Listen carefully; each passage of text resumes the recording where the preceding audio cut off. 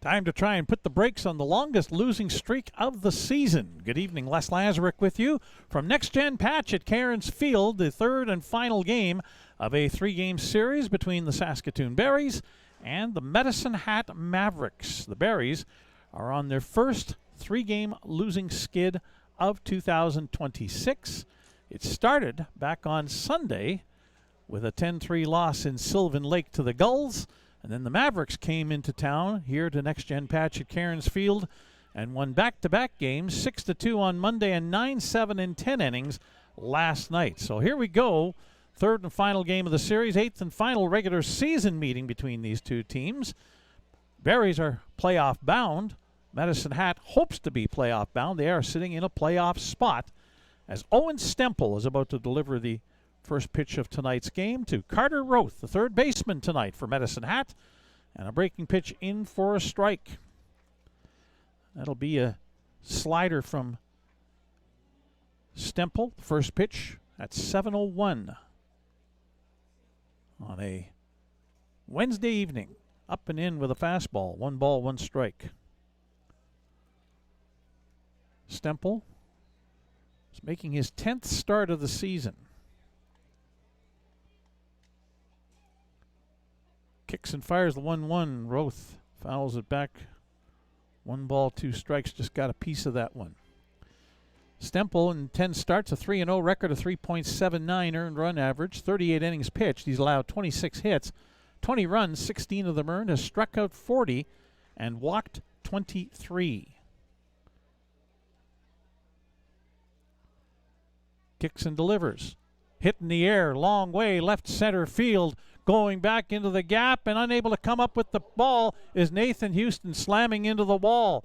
Roth around second, heading for third. Houston down in the on the warning track in left center field as he went crashing into the fence, chasing after it, and outruns Casey Marcinque, the Berries athletic therapist. But here's Houston getting to his feet and waving Marcinque back.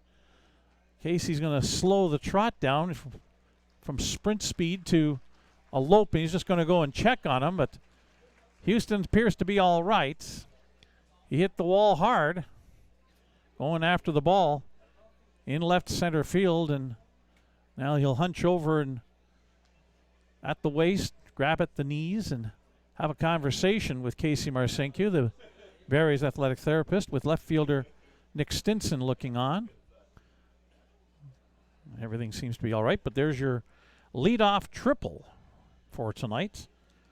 Carter Roth, who was hitless last night, coming up with a big hit to start tonight. So Medicine Hat right away looking to make things happen. They come into tonight's game with a record of 21 wins and 28 losses. Again, they sit in 4th place in the East Division, a game and a half behind 3rd place Regina, and a game up on 5th place Weyburn. 5th in the East Division does not make the playoffs. The Mavericks have won 3 straight. They're 4-6 in their last 10 games. They're 12-10 on the road. Minus 22 runs for and against for the year. They've scored 362 and have allowed 384 as Evan Morrison, batting second in the order, takes a first pitch strike.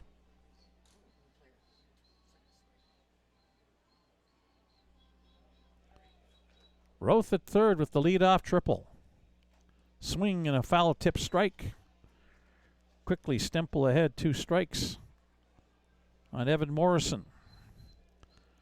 The right fielder tonight. He was 1 for 5 last night in the game. 2-strike pitch, popped up in the infield. Josh Henson says, I got it. Now moving over to his left, and at the end, that one gave him a little bit of trouble, but he's able to stay with it and make the catch for the first out. Sky-high pop-up and an out. Brings up Frankie Giacalone, the first baseman. Giacalone 0 for 5 last night.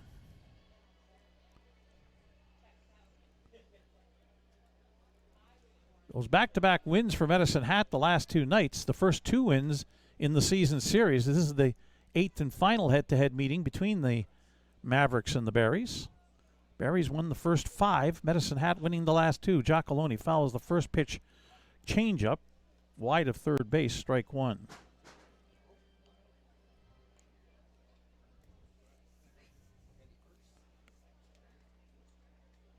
For the Berries, they have a record of 33-15 and have dropped 2 games behind first place Moose Jaw in the East Division. Breaking ball down low. Aiden Kilshaw as the catcher blocks that. 1 ball, 1 strike. Berries, like I mentioned, are on their first 3-game losing streak of the season. 7-3 in their last 10 games. They had run 7 in a row prior to this 3-game losing streak. 17-8 here at Next Gen Patch. Swing and a miss on the fastball. Strike 2, 1-2. Berries have scored a division high 452 runs, and they've allowed a division low 297 runs. They're a plus 155 run differential. Not that that earns you anything, especially at this time of the year with the playoffs not that far away. Fastball up high. 2 balls and 2 strikes. To Frankie Giacalone, who comes into the game hitting .307 with 50 hits and 163 at-bats. 11 home runs and 38 runs batted in. 2-2 the count. Stemple deals. Breaking pitch down low. Full count, 3-2. Shortstop Johnny Volcano on deck. Medicine Hat scored single runs in each of the first 2 innings last night. Once again, a pleasant evening here in Saskatoon. 3-2 pitch is outside and high, ball 4. So there'll be runners on first and third now with 1 away. And Johnny Volcano, the shortstop, coming up on a 7-game hitting streak coming into tonight. He was 2 for 5 last night. 10 for 29 during the 7-game hitting streak for Volcano. That's .345 coming into this evening. For the year, he's hitting .318. 56 hits and 176 at-bats, a couple of home runs and 25 runs batted in. First and third for the runners. Giacalone, the runner at first. This one's hit in the air. Coming on is Nathan Houston. He can't make the catch. Bounces in front of him, and in to score the first run is Carter Roth on the looping single into center field by Johnny Volcano, who extends his hitting streak to 8 games. Giacalone stops up at second base. And Medicine Hat has a 1-0 lead.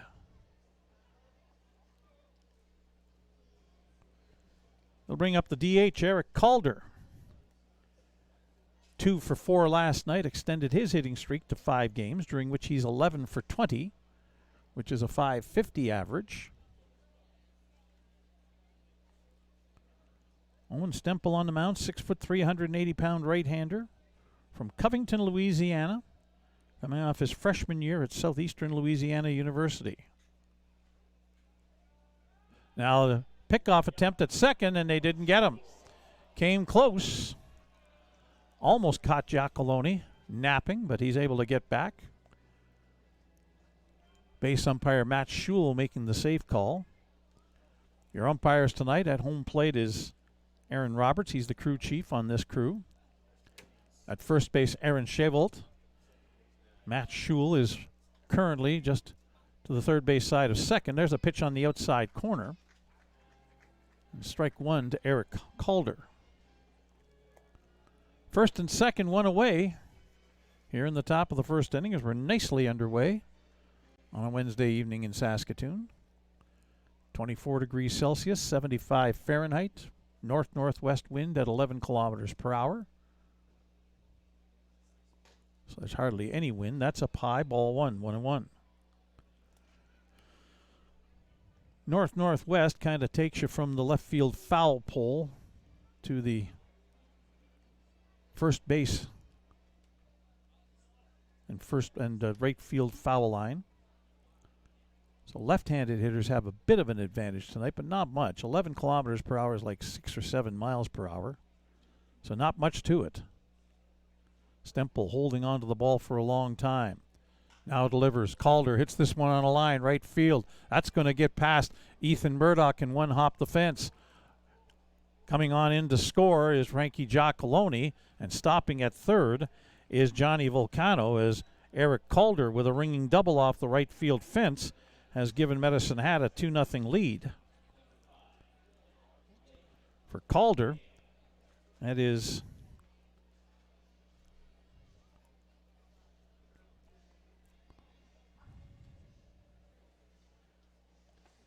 and now we have Dustin Mulliken coming out to have a chat.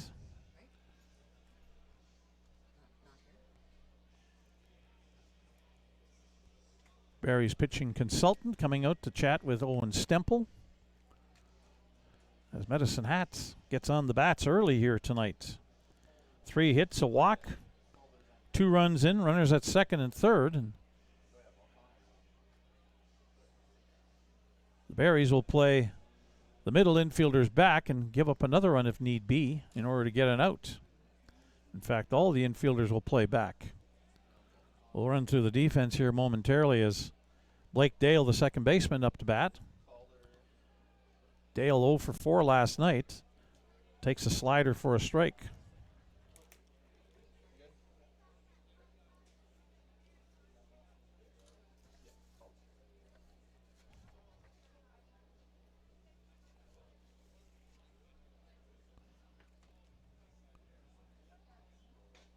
Swing and a miss at a fastball. 0-2, Stemple goes ahead. Last time he was 0-2, he got Evan Morrison to pop out. He could use something similar or a strikeout. Would even be better. Get a second out without having any runners move in. This one's hit in the air down the left field line. Well hit down the line towards the corner, and that is foul. Just wide of the left field foul pole off the fence. Just foul. As Nick Stinson went racing over there but could not come up with it. So a long foul ball off the bat of Blake Dale, who has 7 home runs this year. Got into an off-speed pitch and was expecting it, it looked like. Dale hitting .250 for the season. Coming into tonight, 51 hits and 204 at-bats, 7 home runs, 39 runs batted in. Tied for third in the league in doubles with 16. He'll take call strike 3. Big strikeout for Owen Stemple and the Saskatoon Berries. 2 away, and it'll bring up the left fielder Adam Volcano, who makes his first appearance of the series. And yes, he is the younger brother of the shortstop Johnny Volcano, who's standing on third base right now for the Medicine Hat Mavericks. Adam Volcano, like his brother Johnny, from Cloverdale, BC, just coming off his sophomore year at Duane University. 6 foot, 190-pound utility player playing left field tonight. Right-hand hitter against Stemple. First pitch fouled off over top of the backstop screen and towards Bob Van Imp Softball Park to the south of the Cairns Field next gen patch. 1 strike.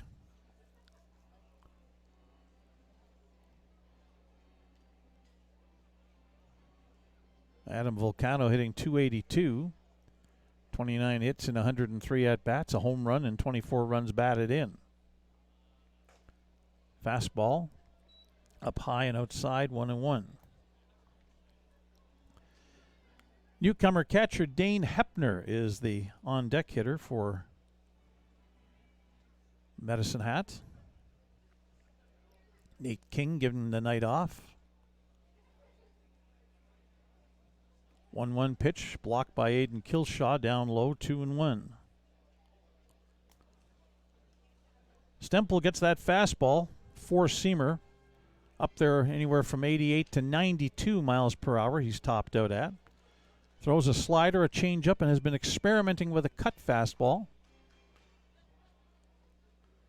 Kind of pitch that will move away from a right-hand hitter. Swing and a miss. And the count is even at 2-2. That might have been the cutter right there.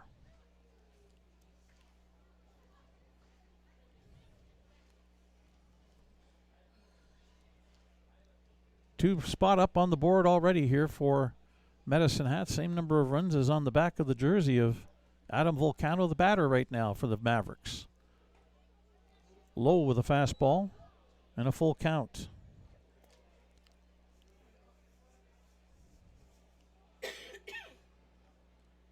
Mentioned the Berries 2 games behind Moose Jaw for first place in the East Division. The Mavericks, or the Miller Express I should say, are off tonight. They await the arrival of the Mavericks for 2 games tomorrow and Friday. Full count pitch, and that's a called strike 3 to end the inning. For Medicine Hat in the top of the first, they scored 2 runs on 3 hits.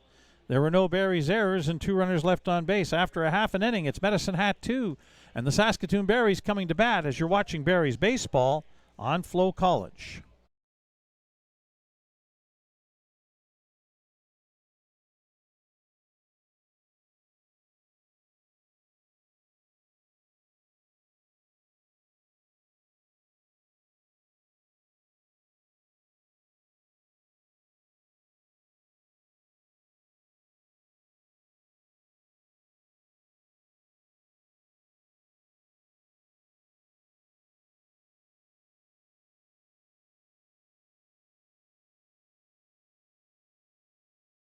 For over a century, we've been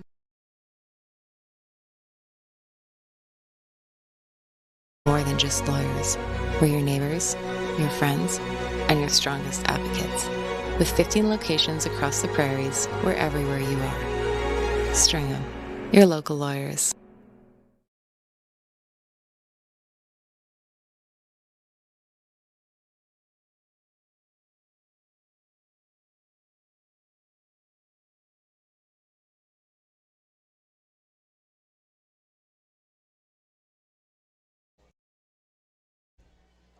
Bottom of the first inning.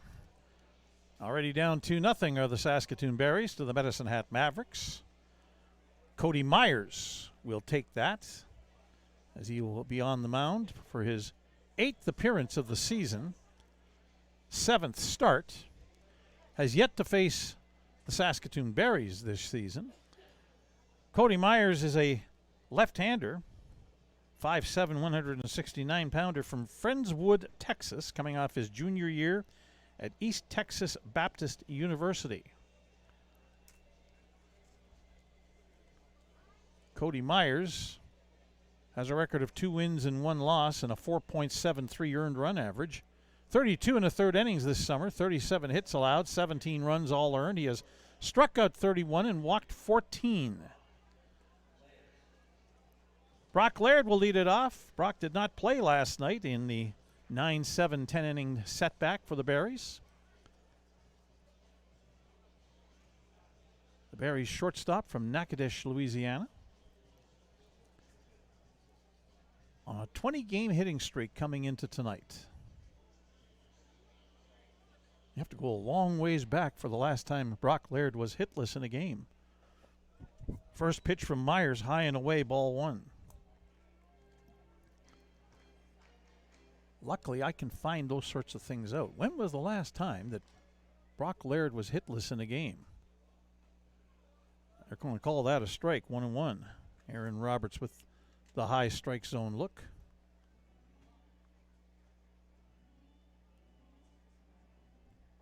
Let's see. That one's low, 2-1.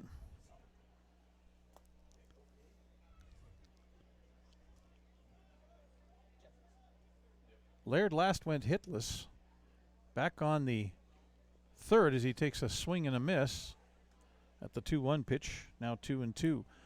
He was hitless against Moose Jaw in Moose Jaw on the 3rd of July. 0 for 3 that night. That was part of a doubleheader. First game of a Twin Bills, just a 7-inning game. Cues that foul, look out. Mason Rell in the on-deck circle just off the dugout. He's actually in the hole. The on-deck guy is Ethan Murdoch. Rell would have protected Joe Carnahan, who of course wasn't moving. Barry's head coach says, that's not going to hit me. 2-2. Slow breaking pitch and wrapped into left field, and a 21-game hitting streak for Brock Laird. Opens up the inning with a base hit.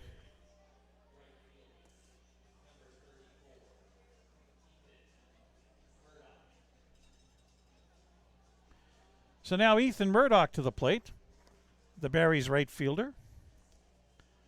1 for 5 with an RBI last night. That one was an infield hit. The RBI came off a ground out during the 5-run second inning the Barries had last night. First pitch from Cody Myers up high, ball 1.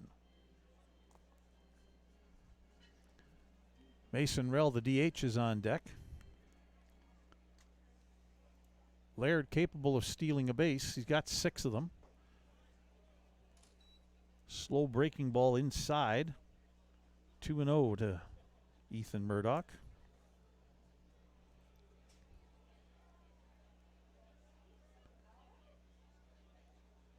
Myers holds the ball for a while. That one's up high, 3-0.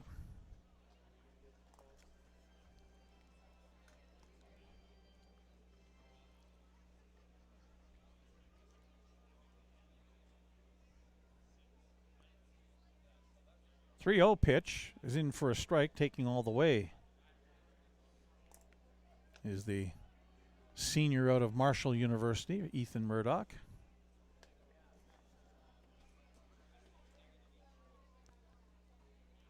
And then strike 2 on a slow backdoor breaking pitch that caught the outside corner.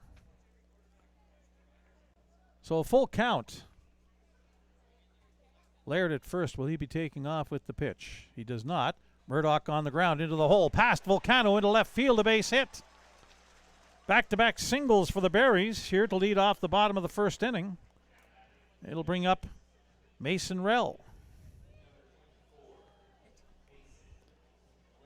Rell 2 for 5 with a couple of RBIs last night in the leadoff spot. Brock Laird didn't play last night, but he's back in his usual leadoff position in the Barries lineup. So Rell drops down to the 3rd spot. Giles Salinas on deck batting 4th. Gavin Panks is in the number 5 spot in the Barries lineup for tonight. Myers first pitch. Rell, fooled by the off-speed breaking pitch, tried to hold up his swing, couldn't. I call it strike. Rell into the game with a 7-game hitting streak. 12 for 28 in that time.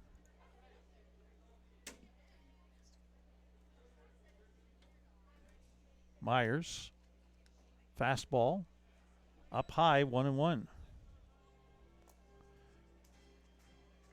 Rell hitting .429 on his 7-game hitting streak. Has a couple of home runs and 13 RBIs during that time.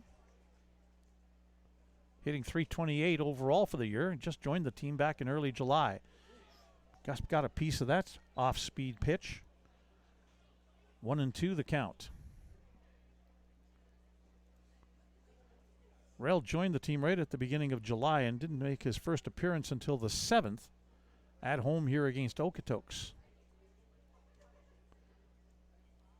Took a little time off before playing summer ball after a long collegiate season at Indiana State his sophomore year. 1-2 pitch. Line drive left field over the head of a leaping Volcano. In to score is Brock Laird. Stopping at second is Ethan Murdoch. But back-to-back-to-back singles, and the Barries have a run on the board. It's now 2-1. And for Mason Rell, that is run batted in number 20 of the summer. They'll bring up Giles Salinas, the fan favorite.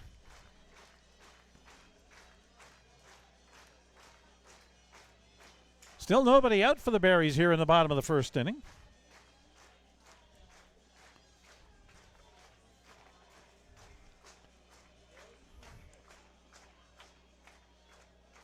Salinas last night 0 for 4.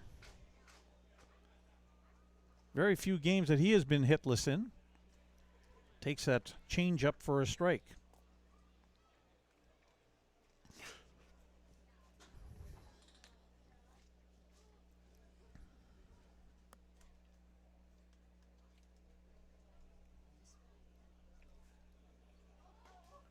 Up high, 1-1 with a fastball.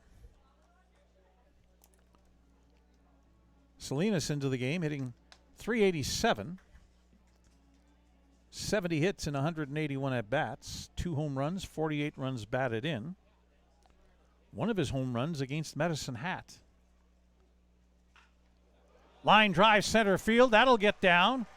Murdoch will be held up at third base as he waited to make sure that ball wasn't going to be caught by Jalen King, who got a late break on that ball, having trouble fighting the sun out in the outfield. So it's bases loaded now with nobody out. And Gavin Panks to the plate, and we're going to get a visit from the pitching coach for the Medicine Hat Mavericks.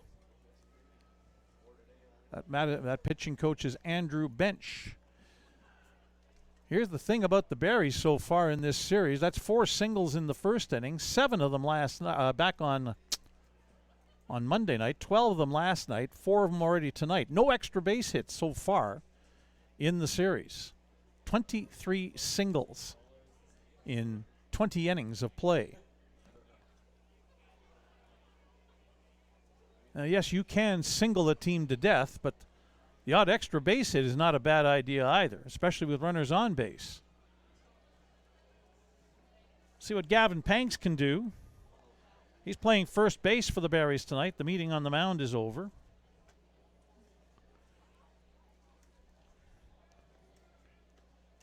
Panks did not suit up last night, or at least did not get into the game last night. Left-handed hitter against the left-handed pitcher Myers, who's going to pitch from the full delivery. Breaking ball on the outside corner for a strike. And again, folks who don't like that call have to remember it's not where the ball is caught, it's where it crosses home plate. And with that kind of trajectory, just has to catch a little front piece of the edge. Fouls that one off, 2 strikes. Believe me, as a pitcher who relied back in the day of having to nibble corners, I appreciate umpires that do that.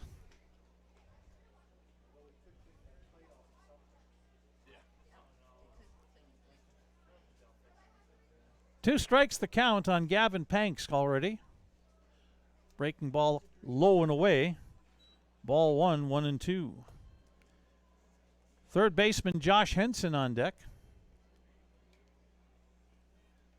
First baseman Giacalone playing on the edge of the grass and not holding Salinas at first.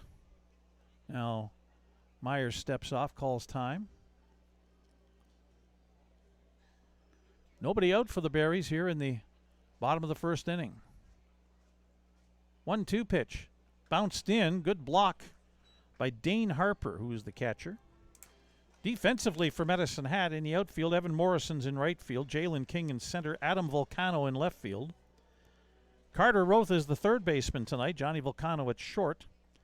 Blake Dale is at second base this evening, and the first baseman is Frankie Giacalone. Dane Hepner is the catcher, and here's Cody Myers with the 2-2 pitch.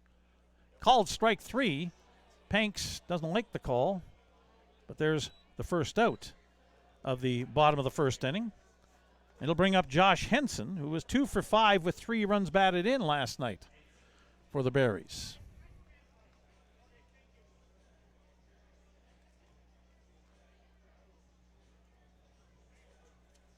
Henson for the season, or for the summer at least, hitting .298, 57 hits and 191 at-bats, 9 home runs and 51 runs batted in. Hit on the ground, through into left field, base hit. Ethan Murdoch will score and tie the game up. Stopped at third is Mason Rell. The bases remain loaded as that's 5 singles now to bring in 2 runs for the Berries. Rell at third, Salinas at second, Henson at first. Henson with his 52nd run batted in. As mentioned, he is 4th in the WCBL in that department. So now Nathan Houston up. Houston 1 for 4. Last night, extended his hitting streak to 9 games. Swing and a miss on a breaking ball. Slow moving one, strike 1. Mason Rell's single, by the way, extended his hitting streak to 8 games. So Two of the three guys with multi-game hitting streaks for the Berries have extended them here in the first inning. Houston took a cut at a high fastball, misses, behind 0-2. Aiden Kilshaw, the catcher, on deck.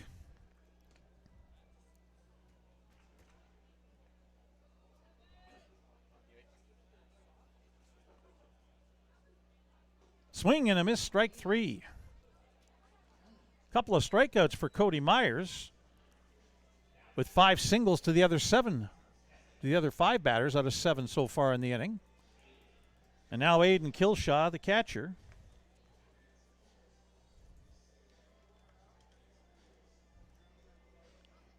He was 2 for 4 last night.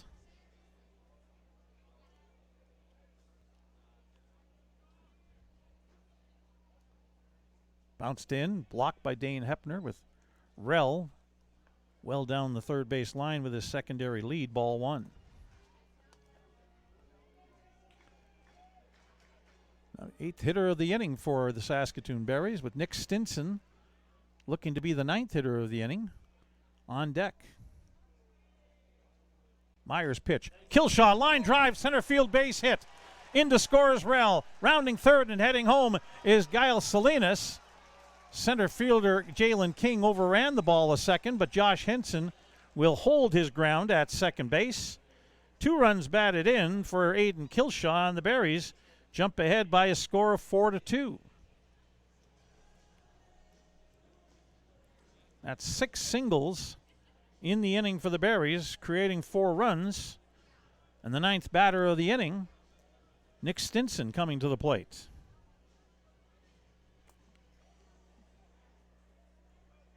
For Kilshaw, those are RBIs 5 and 6 for the affiliate player. And again, remind you, he's only 17 years old. First pitch to Stinson is in for a strike. Stinson 1 for 3 with an RBI last night.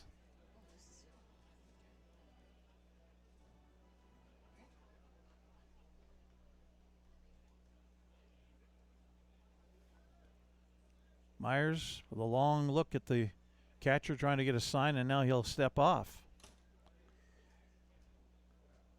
Trying to get it together with Dane Hepner. This is Hepner's only 2nd game with Medicine Hat, joining the team very late into the summer. Looper into left field, but coming on and there to make the catch is the left fielder, Adam Volcano. But the Berries respond to what Medicine Hat did in the top of the first inning with a couple of more runs of their own in the bottom of the first. 4 runs on 6 hits. There were no Medicine Hat errors and 2 runners left on base. So after an inning, we already have a 4-2 Saskatoon lead as you're watching Berries baseball on FloCollege.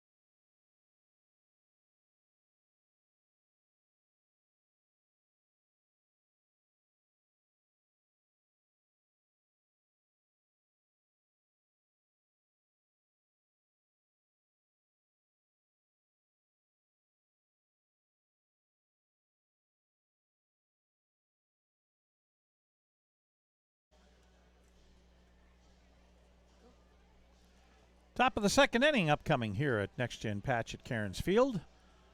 Both teams scoring in the first inning. Berries 4 times, Medicine Hat twice.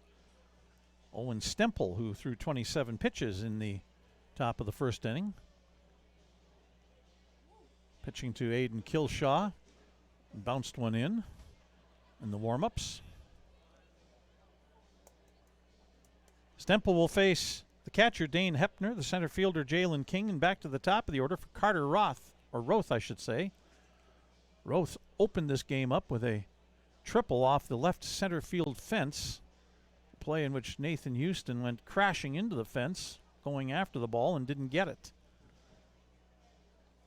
For Dane Hepner, I mentioned this is only his second game.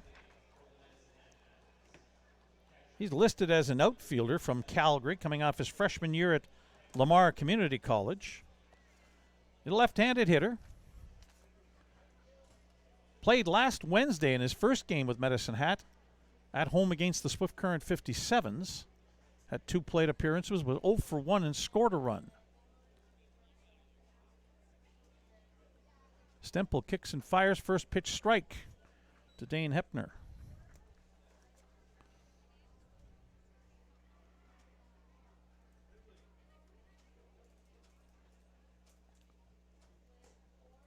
High and away, ball 1.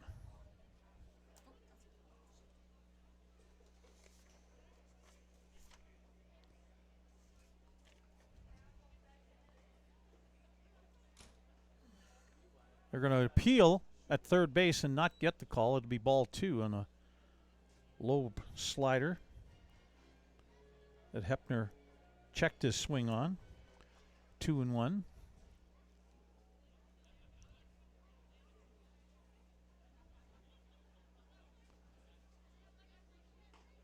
That's on the outside corner, strike 2.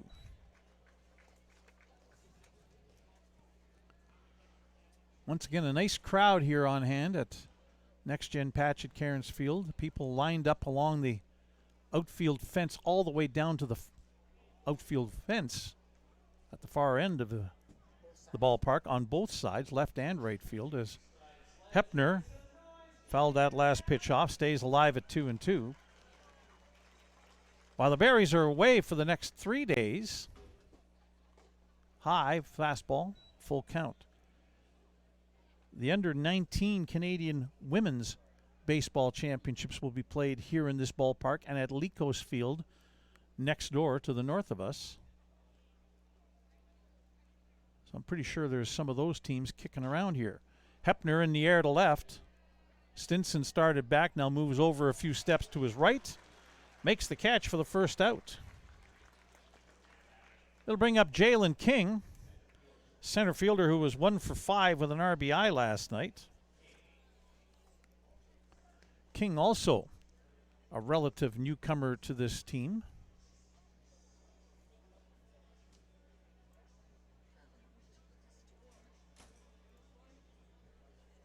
Started playing last Friday in Moose Jaw, but has been in the lineup every game since.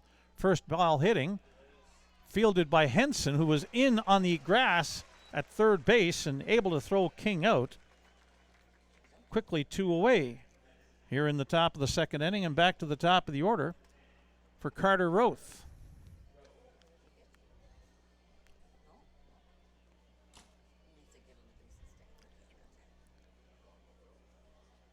Roth now 4 for 11 in the series with that triple in the first inning. Hitting .364 in the series in the series itself. First pitch just inside, ball 1.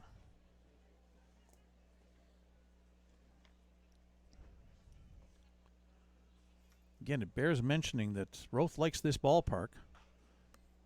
He'll swing and send that one foul towards the left field Medicine Hat bullpen, 1-1. The reason why I say Roth likes this ballpark is he was the MVP of the Western Canadian Baseball League All-Star game that was played here a couple of Sundays ago.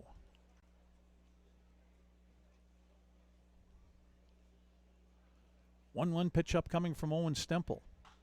Breaking pitch, hit in the air. Shallow right center field coming on Houston, and he'll make the catch.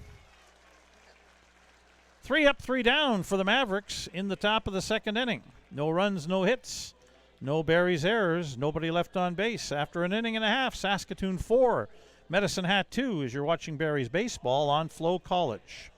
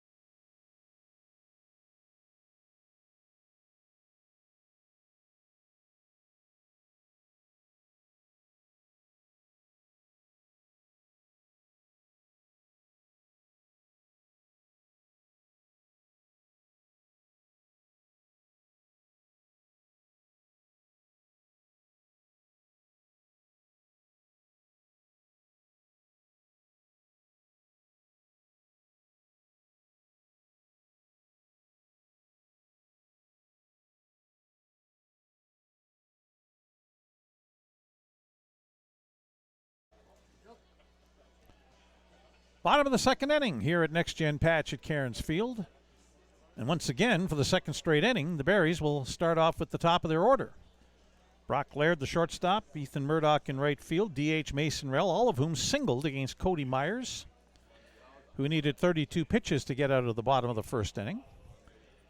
Laird singled and scored. In fact, the first four Berries singled and scored in the bottom of the first inning. Laird now, with that 21-game hitting streak, thanks to that, got quite the record during that time, 39 for 94. He's hitting .415 in that time. And Laird now for the year is 67 for 194. First pitch swinging and snared by Myers, one hopper, and he'll toss him out. So one away.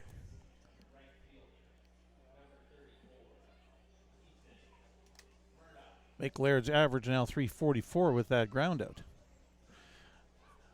The joys of having a calculator on the laptop that you can do some quick math, because Lord knows I can't do that type of division that readily.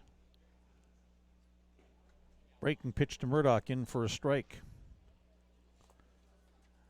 Murdoch now 2 for 10 in the series with a run batted in. Another breaking ball, this time down low, 1-1.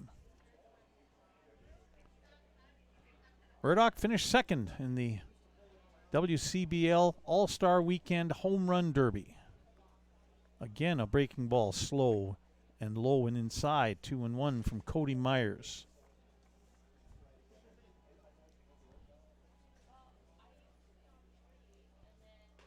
Now a fastball high, 3-1.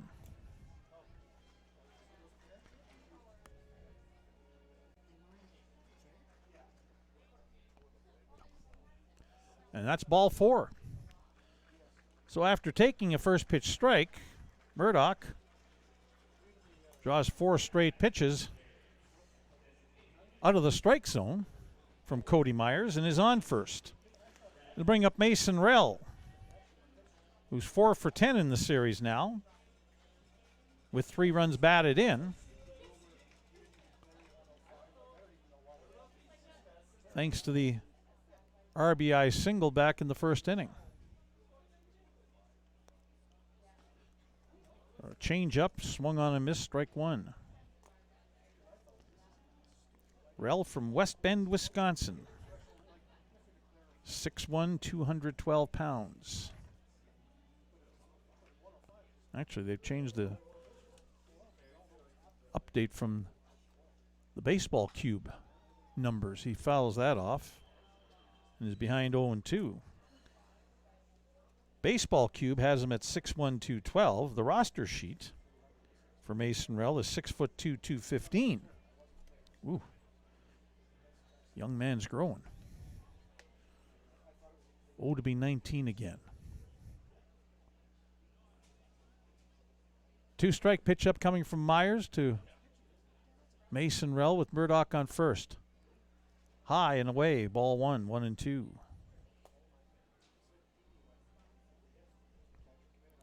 Guile Salinas, the Berries' second baseman, is on deck.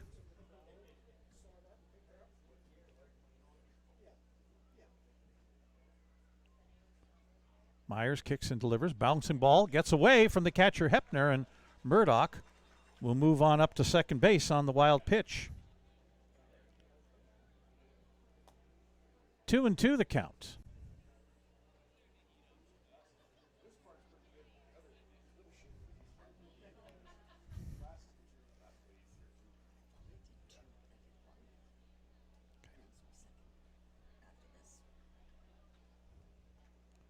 Myers checking on the runner at second. 2-2 pitch is low and away, and now it's a full count on Mason Rell.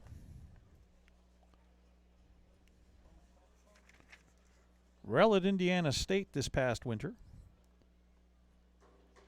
Had a good year with 10 home runs and 47 runs batted in. Breaking ball low and inside, and another walk. That's back-to-back free passes issued by Cody Myers after giving up 6 singles in the first inning. So now Salinas, who singled, scored back in the first inning.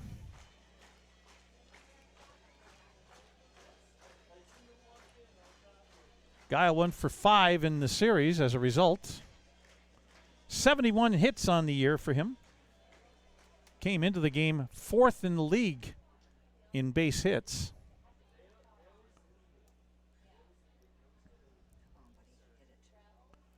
Myers' first pitch, fastball up high, ball 1. Myers having trouble finding the strike zone, and we get an indication from the Medicine Hat third base dugout for someone to start throwing. Start warming up. Looks like number 33 is starting to warm up. We'll tell you who that is in a moment. Myers with a pitch on the inside corner for a strike.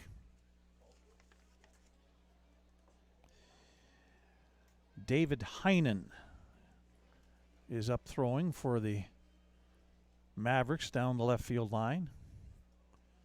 Cody Myers bounces another pitch in, blocked by Dane Hepner, the catcher. 2-1 the count.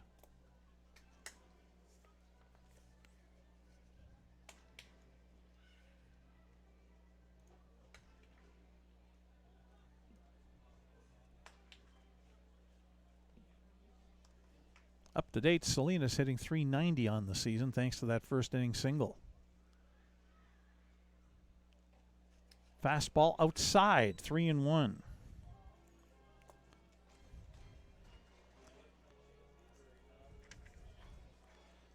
Salinas at Frontier Community College. 9 home runs and 61 RBI in 51 games this past winter season. He's got a hitter's count here at 3-1. Fastball up high and away again. And instead of loading the bases with base hits, the Berries loading them up with walks here in the second inning. Myers glances over, sees that there's somebody throwing in the bullpen, and now he's going to get a visit from Dane Hepner, the catcher, as all the infielders will come in, and this will be a way to help out with number 33 down the line to get some needed warm-ups in and get him ready to go. David Heinen continues to throw, and not necessarily with urgency. I thought he'd been throwing rapidly. But he is warming up down the left field line, and Myers shows the second base umpire, Matt Schul, that he is going to pitch from the full windup once again to Gavin Panks, which is what he did back in the first inning, was able to strike Panks out with the bases loaded. Let's see how Gavin does this time around. First pitch swinging, little liner, that'll be fair down the right field line. Murdoch in to score. Rell right behind him. On his way to third and being held up is Guile Salinas, and Gavin Panks pulls into second base, and there's the first extra base hit in 3 games for the Saskatoon Berries as they score 2 and go up 6-2 now on the Medicine Hat Mavericks.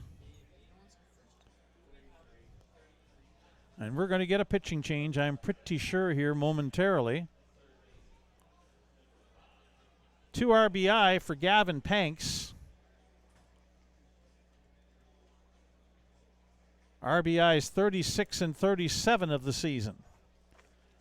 It'll bring up Josh Henson, who singled and drove in a run back in the first inning.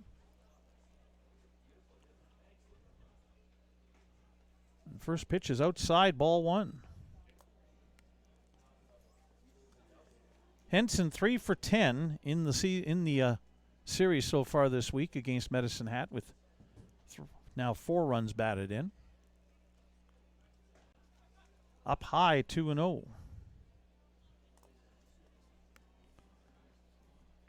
One away, runners on second and third, 2 runs in. 2 more in scoring position for the Berries here in the Bottom of the second inning.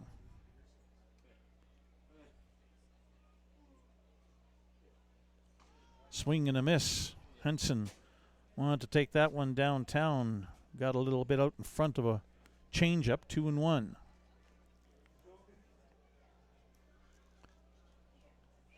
Henson from Huntsville, Alabama, coming off his freshman year at Southeastern Louisiana University. 2-1 pitch. Breaking ball low and in. 3-1.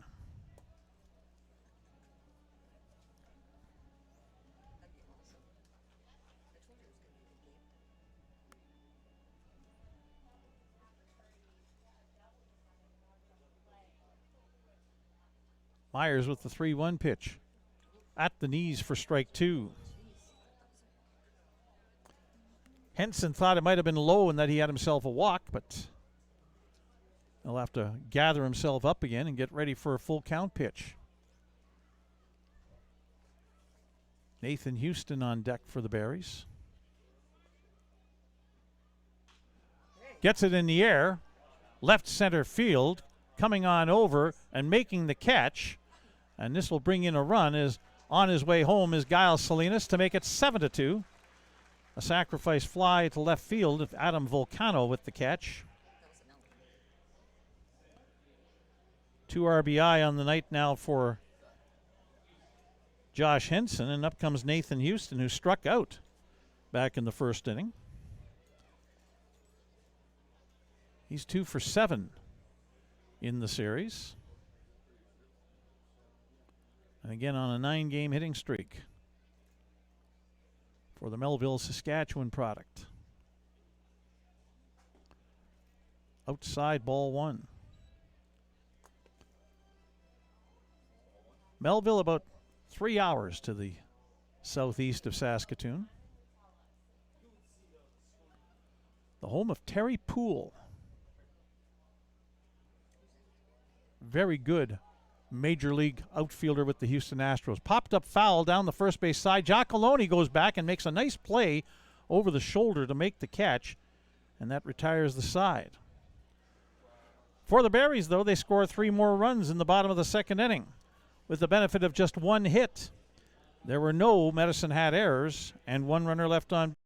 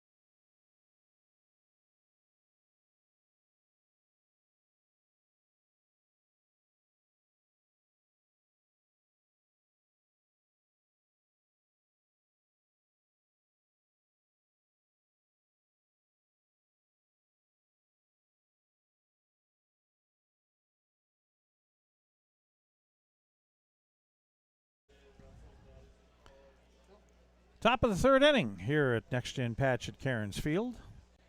Saskatoon Berries using 6 singles in the first inning to score, and then a lone hit, a double, to go along with 3 walks in the second inning to score another 3, and are up 7-2 in this third and final game of a series against the Medicine Hat Mavericks.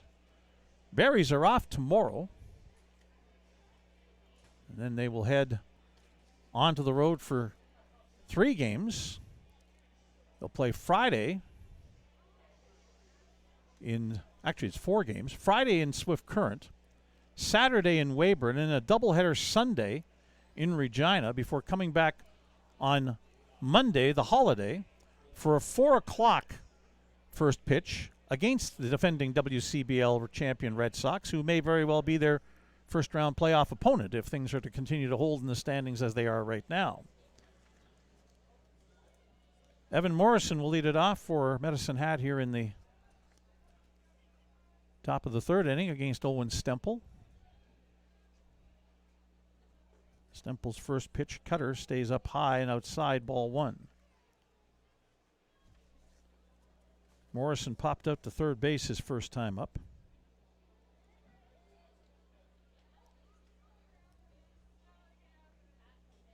And a fastball up high, 2-0. Morrison from Medicine Hat, coming off his junior year at Hastings College. Left-handed hitter. Fouls that pitch back, 2-1. Morrison 1 for 10 in the series over the last 2 games plus against the Berries. 2-1 pitch is outside, 3-1. Good eye from Evan Morrison, and he does. He leads the WCBL in free passes with 39. And make it 40 as he'll draw a walk. So a base runner for Medicine Hat to lead off the top of the third inning. Evan Morrison trots down to first. They'll bring up first baseman Frankie Giacalone, who also drew a walk his first time up back in the first inning and ended up coming around to score. Giacalone's 2 for 8 so far in the series with a home run back on Monday night. A long solo blast to left center field. Has a couple of RBI. Tall, lanky right-handed hitter. Breaking ball down low, ball one. Giacalone, 6'4", 220 out of San Diego, coming off his junior year at Mid-America Christian University. College that supplies a lot of players for the summer league to the Medicine Hat Mavericks. And head coach Ryan Reed. Popped up foul out of play. A really high foul ball. 1-1 the count.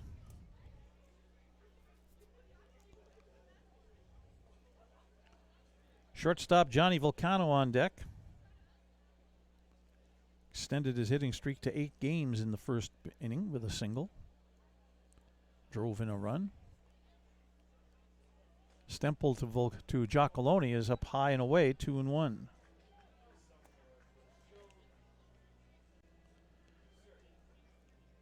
Our umpires again tonight. Aaron Roberts is the crew chief behind home plate. Aaron Shavolt's at first base. The other umpire, supposedly at third, but right now to the right side of second base is Matt Schul, and a long fly ball to right field. Ethan Murdoch with the catch.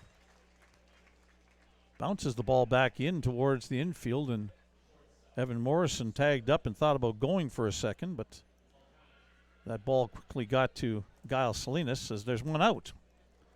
Brings up Vulcano, 4 for 10 in the series with an RBI. As mentioned, his hitting streak now up to 8 games, during which he's gone 11 for 30 now. That's 367. Should probably be able to do that math in my head, but I'll lean on that calculator. Popped up foul towards the Berries' first base dugout, but that one is going to be into the crowd in the first base bleachers. Strike one. Johnny Vulcano, 5'10", 185-pound right-hand hitter, coming off his senior year at Duane University. Product of Cloverdale, BC.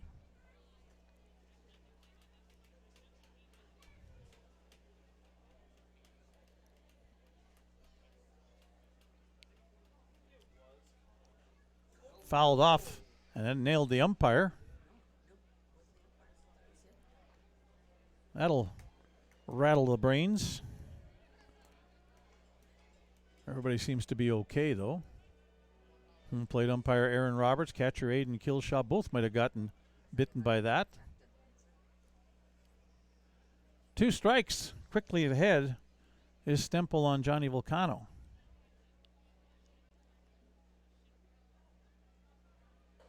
Fastball up and in.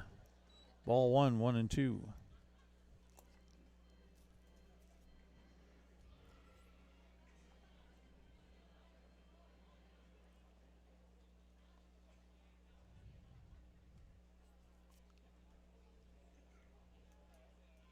Morrison at first. 1-2 pitch upcoming.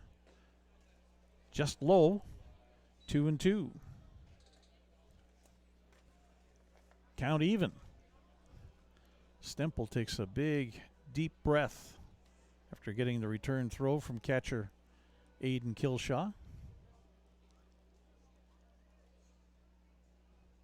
Morrison takes off. This is a breaking pitch up high. The throw down, and he's out. Morrison can't believe it. Salinas with a high tag, and Morrison thought he got his feet into the base with the tag being up high, but he is thrown out, and now we have a full count with 2 away on Johnny Volcano.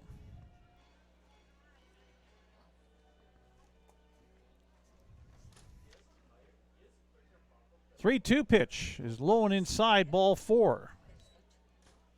So Volcano will replace Morrison at first base. 2 away. It'll bring up Eric Calder, the designated hitter. That's 3 walks now for Owen Stemple in the ball game. He has struck out 2.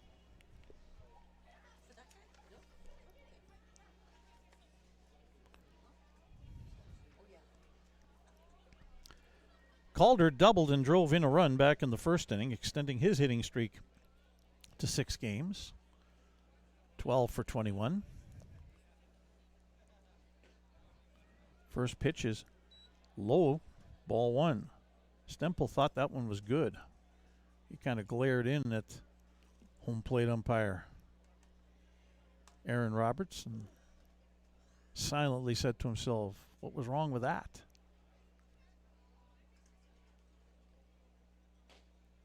That one's in there for a strike. Fastball, 1-1. Calder during his hitting streak is hitting .571. 6'1", 200-pounder who's in the DH all this series, during which he's gone 4 for 9 now with a run batted in. But he's been the DH. Can play first base, though. 1-1 pitch, outside, 2-1. Calder from Oakville, Ontario, coming off his sophomore year at Tabor College.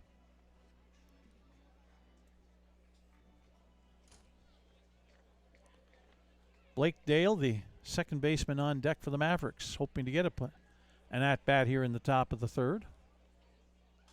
Breaking pitch, fouled off, out of play. 2-2. That must have cleared the screen and gone up and over the top of us, and might have found its way onto the track and field complex here and behind our broadcast location to the west of us.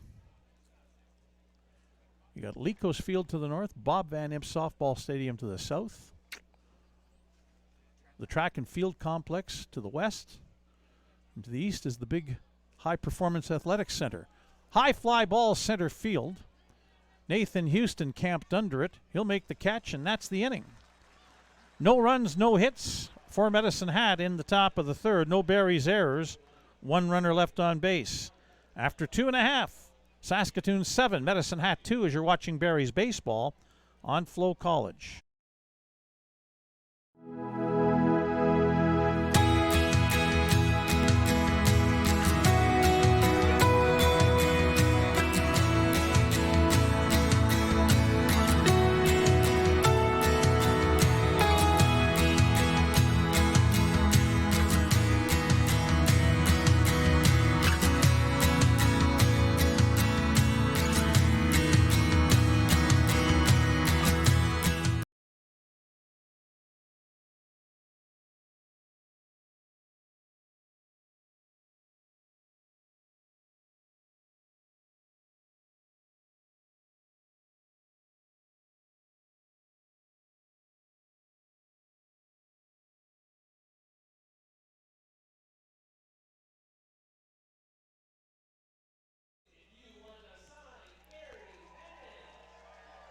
Bottom of the third inning. 7-2 Berries leading the Medicine Hat Mavericks. Cody Myers back out to pitch. Gave up 6 singles in the first inning. Then walked 3 in the second inning along with a double, and that's translated into 7 runs. Meanwhile, down the left field line, David Heinen continues to warm up. He did so last inning and is back out there again. Just bounced one in that gets away and into the warning track in left field, and he'll have to wait a little bit. Aiden Kilshaw will come up. He singled and drove in 2 of the 4 runs in the bottom of the first inning. And again, the thing to remember about Aiden Kilshaw is he's only 17 years old. An affiliate player who takes the first pitch inside ball 1, but he doesn't act or play like a 17-year-old. No, he's got some baseball acumen to him. Saskatoon kid plays for the junior national team. And here's a line drive down the right field line. That falls in for a base hit. Kilshaw going to turn the corner. He's heading for second. Here comes the throw in, and he's safe. Right out of the batter's box, Aiden Kilshaw had it in his mind that he was going to go for 2 if that landed fair inside the foul line. Good play in right field by Evan Morrison to cut it off, and a strong throw. Kilshaw challenges the arm but gets in with a slide, and a leadoff double for the young man who, again, is a member of the junior national team for Canada. So now Nick Stinson to the plate. Flew out to left field to finish off the bottom of the first inning against Cody Myers.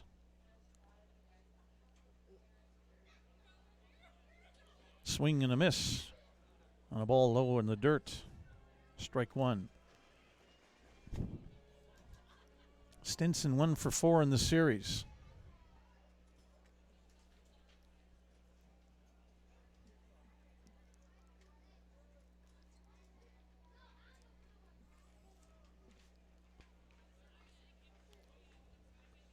One strike pitch. Fouled back to the screen, 2 strikes.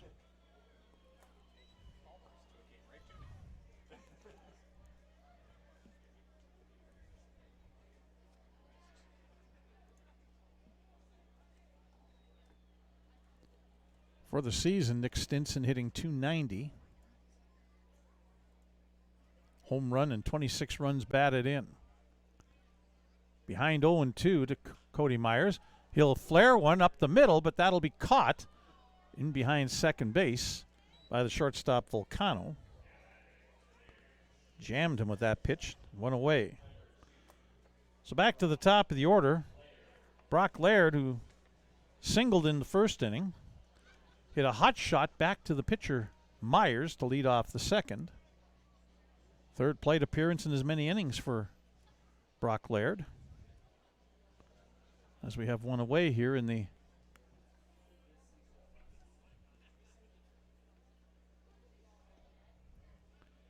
top of the in the bottom of the third, I should say.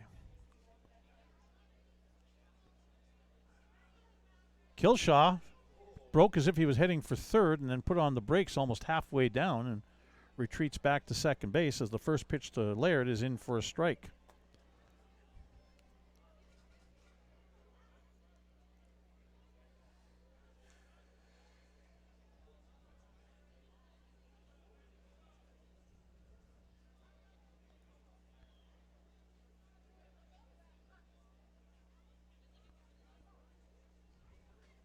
Foul back to the screen, and Laird is quickly behind Myers. Oh, no balls, 2 strikes.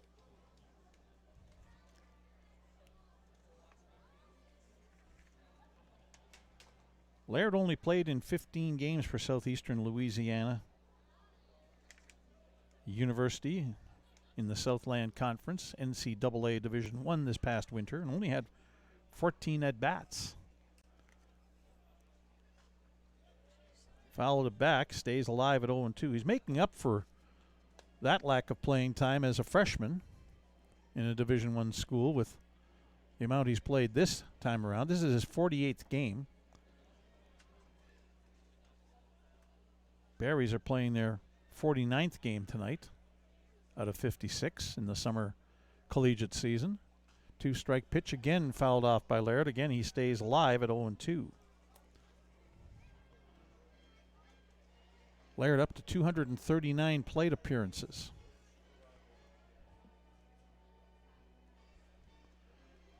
Been hit by a pitch 14 times. He's not in Giles Salinas' territory, but 14's enough. Salinas has been plunked 24 times. That one gets away from Dane Hepner, but hit the umpire. So as a result, Killshaw couldn't advance. But a pitch down low, 1-2.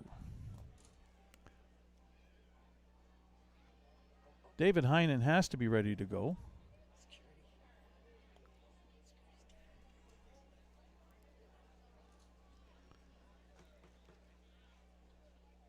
One and two, the count on Brock Laird.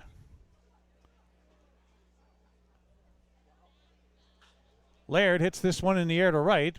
Morrison is right there. He'll make the catch. Killshot tags up, and he'll make his way to third without even drawing a secondary throw, a relay throw. So it's 2 away.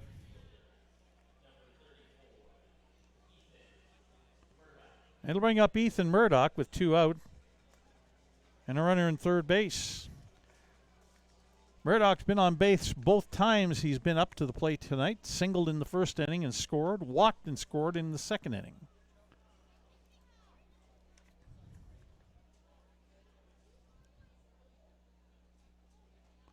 First pitch is high, ball 1. In the season series, he lashes one into left field, a base hit. That'll drive in Aiden Killshaw and make it 8-2. Murdoch on his way into second base. He'll slide in as the throw is offline.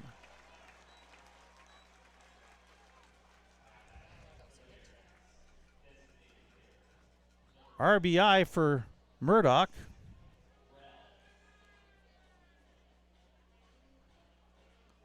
Making it 8-2.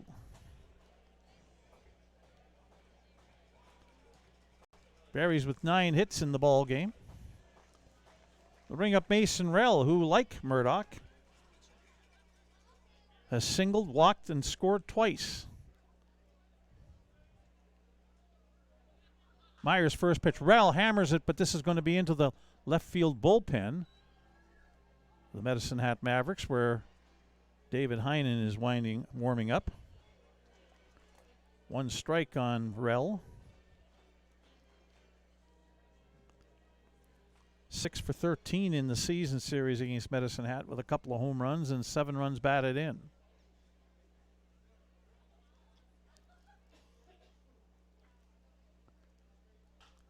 On the ground towards short. Volcano up with the ball. Throws on the first. That gets away from Giacalone. Murdoch will come around and score. And Rell is into second base.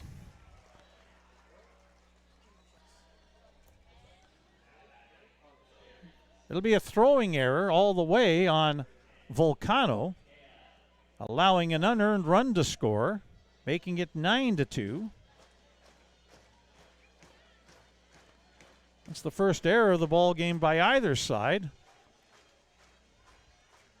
as Giles Salinas will come to the dish.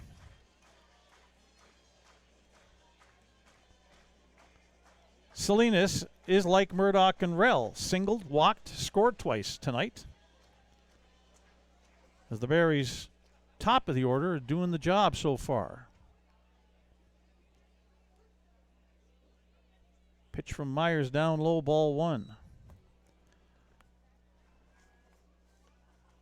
You almost feel badly for a guy like Myers, who's almost becoming like a sacrificial lamb for the pitching staff here of the Mavericks. They've got a lot of games upcoming. They have to go down to Moose Jaw and play 2 games. They're trying to make them their way into the playoffs. But you're also being wary of your arms in the bullpen, as that one's down low, 2-0. So Myers, who threw 58 pitches unofficially through the first 2 innings, has got that pitch count going up and up and up. At some point, head coach Ryan Reed is going to have to say, okay, thanks for what you're able to give us tonight, and go to the bullpen as this one's hit up the middle.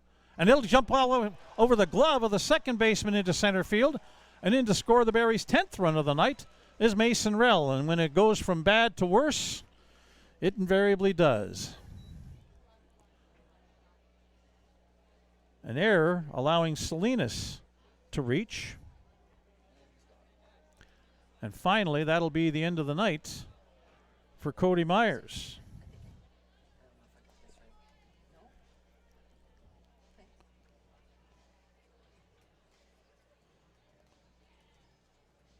Myers will exit, and David Heinen will come into the ball game. We'll tell you more about David Heinen here in a moment, as Myers will pitch 2 2/3 innings in his start. David Heinen is a 6'1", 220-pound right-hander out of Holdingford, Minnesota, coming off his sophomore year at Minnesota North College, Itasca. Heinen, let's tell you more about his season so far. Coming in, this will be his 9th appearance of the season. He did pitch against the Berries in Medicine Hat back on June 24th, an inning and 2/3, allowed 1 hit, 2 strikeouts, 1 walk. In 8 appearances so far this year, David Heinen's pitched 12 1/3 innings, got no record, 19 hits allowed, 16 runs all earned, 10 strikeouts, 8 walks. The ERA is 11.68.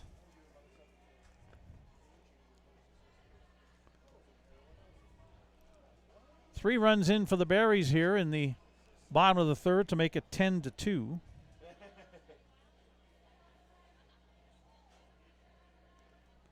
Giles Salinas is the runner on base. He'll be at first, and the first man to face Heinen will be first baseman Gavin Panks, who drove in 2 runs last inning with a double. He's 1 for 2. Panks 10 for 26 in the season series against Medicine Hat. That's a .385 average. He has 9 runs batted in the season series against Medicine Hat. Meanwhile, down the right field line, we see action in the Berries bullpen. It's actually Owen Stemple just trying to stay loose. Long half innings at the plate for his team, which he loves the offensive support. As Panks' first pitch swinging hits a little fly ball down the third base line in foul territory. It is caught by Carter Roth, and that ends the inning. But again, the Berries put a crooked number up on the board for a third consecutive inning. 3 runs on 2 hits. There were 2 Medicine Hat errors and 1 runner left on base. After 3 complete, Saskatoon 10, Medicine Hat 2. You're watching Berries baseball on FloCollege.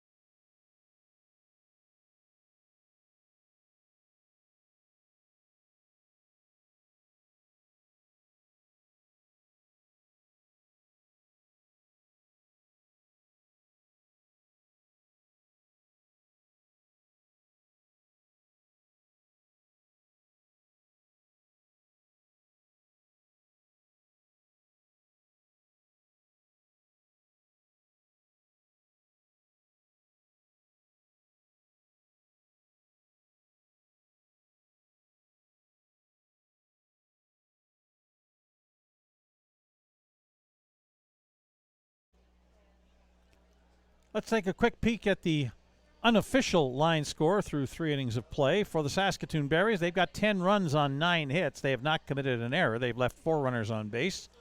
Medicine Hat Mavericks have scored 2 runs on 3 hits. They've committed 2 errors. They've left 3 runners on base. As we head to the top of the 4th inning. And Owen Stemple, the starting pitcher for the Berries, just needs to get 6 more outs to qualify for a pitching victory and improve his record. Stemple coming into the game at 3-0. He'll face the 6, 7, and 8 hitters for Medicine Hat here in the top of the 4th inning. Second baseman Blake Dale, left fielder Adam Volcano, and catcher Dane Hepner. Dale struck out back in the 1st inning. He is 1 for 9 in the series this week and takes a slider in for a strike.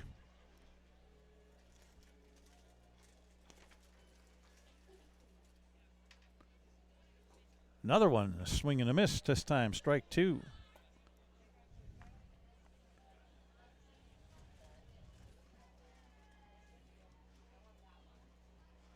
Dale, an All-Star this year. Took part in the All-Star game here in Saskatoon a couple of weekends ago, but he looks at strike 3, and that's strikeout number 3 in the game for Owen Stemple. 1 away here in the top of the 4th inning. Adam Volcano also struck out back in the 1st inning.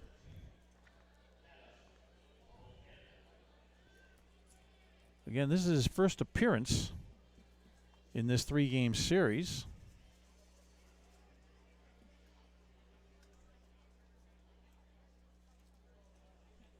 First pitch swinging, pops it up foul, and that will make its way out of play for a strike. Volcano was last in action back on Sunday at home against Weyburn.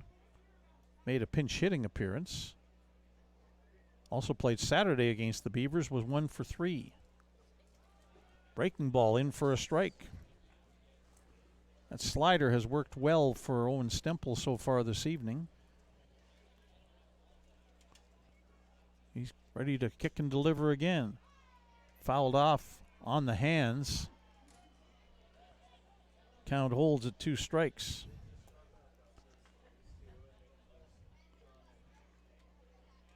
Game cruising along. We're an hour and 22 minutes in. Top of the 4th inning. Again fouled off by Volcano. Count holds at 2 strikes. Sunny skies, the shadows have engulfed the infield here at Next Gen Patch at Cairns Field. Also right field.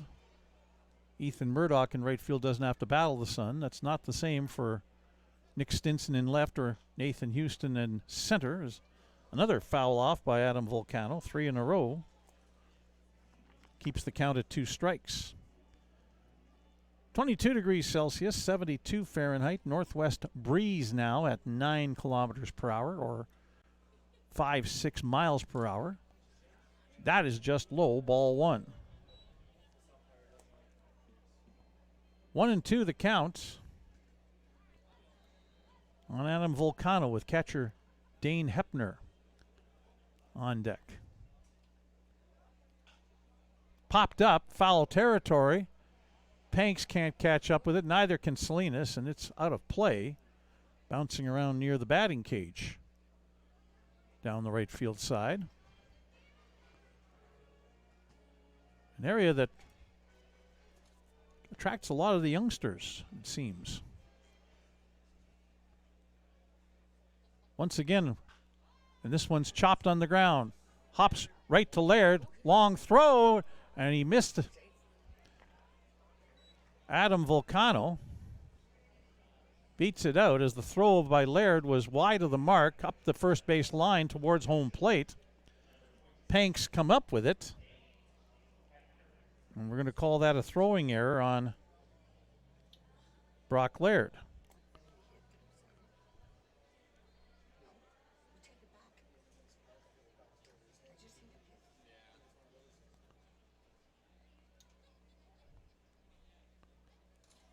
So that's the first error of the night for the Berries. They committed 7 of them last night. First pitch inside to Dane Hepner, the catcher. Ball 1. Hepner flew out to left field back in the second inning. Again, playing in just his second game with the Mavericks. Foul back to the screen. Strike 1. That was right directly back at us in our broadcast location. But there's screens, there's glass in front of us. I think we were fine.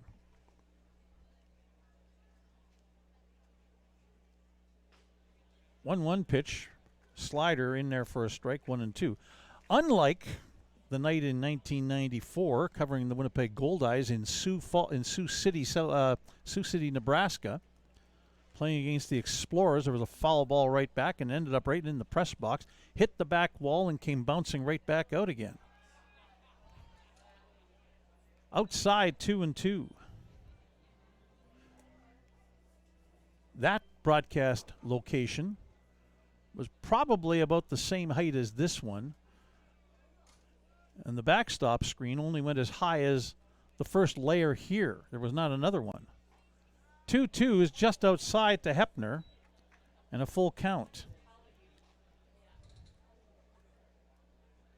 Jalen King, the center fielder, on deck for Medicine Hat. Owen Stempel's pitch count is getting up there now. He came into the inning unofficially with 57. 3-2 on the ground into the hole. Laird to second for 1. Salinas to first, but that won't be nearly in time. Hepner beats that out. A fielder's choice, but a good play by Brock Laird to get the lead runner for the second out.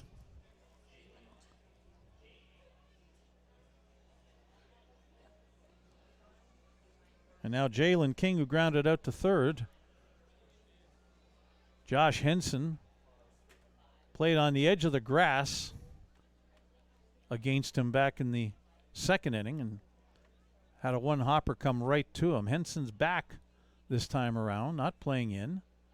First pitch, and King will put that between the hole of shortstop and third into left field for a base hit. That's the fourth one of the night for Medicine Hat. Dane Hepner stops up at second, and to the top of the order for Carter Roth. Roth with a leadoff triple back in the first inning at 7:01 when this game got started. He would score on a Johnny Volcano single. Flew out to center back in the second inning.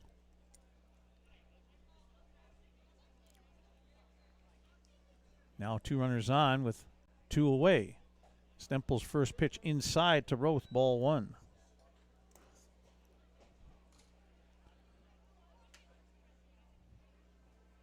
And now people start making their way from the Berries first base dugout down towards the right field bullpen.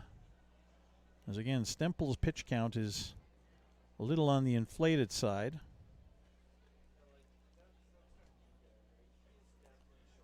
.75 pitches unofficially for Owen Stempel right now.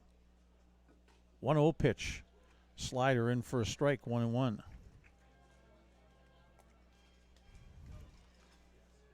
Roth might just sit on a fastball and try and drive it.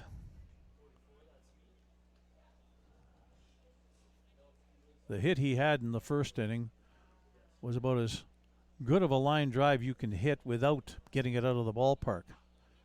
He'll poke this one towards second. Salinas up with it. He'll tag the bag at second ahead of the base runner, King, and finish off the inning. For the Medicine Hat Mavericks in the top of the fourth inning, no runs on 1 hit. There was 1 Berries error and 2 runners left on base. After 3.5, Saskatoon 10, Medicine Hat 2. You're watching Berries baseball on FloCollege.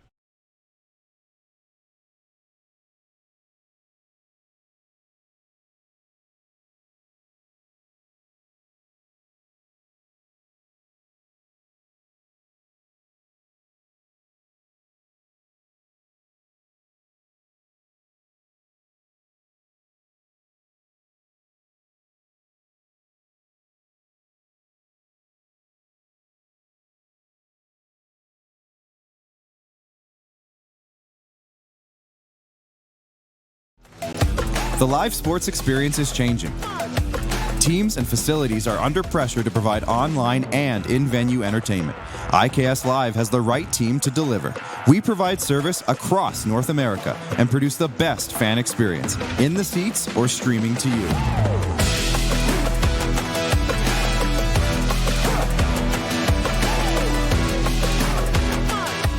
IKS Live continues to bring you the best seat in the house.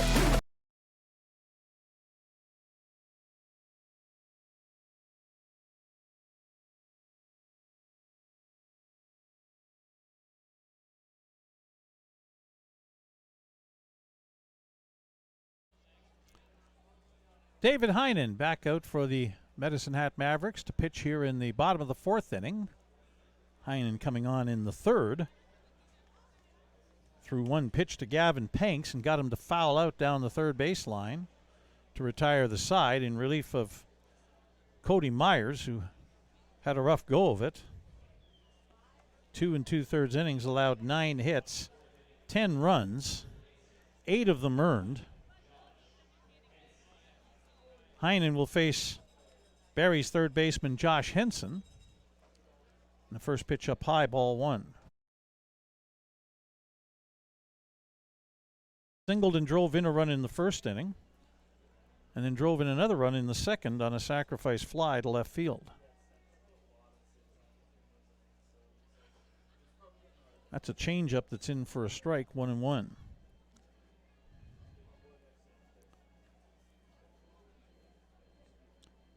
Henson 10 for 31 on the season series with 3 home runs and 17 runs batted in.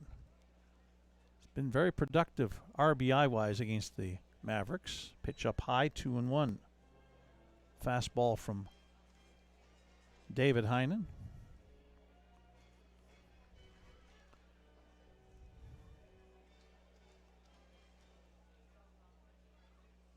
Big man with blonde hair. There's that changeup and a big swing and a miss by Henson, 2-2.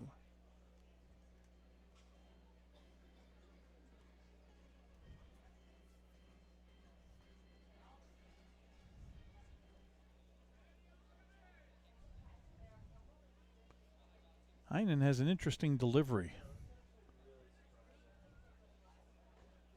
The arm sort of comes last. Everything moves forward first, and then the arm finally makes its way through. It's exaggerated compared to what others do, as that last pitch was up high and outside, 3-2. Nathan Houston, the center fielder, catcher Aiden Kilshaw, scheduled to hit this inning. There's that changeup that's inside, ball 4. So Henson walks. A leadoff walk for the Berries in the bottom of the fourth inning. Nathan Houston is 0 for 2. 8 for 28 in the season series against Medicine Hat.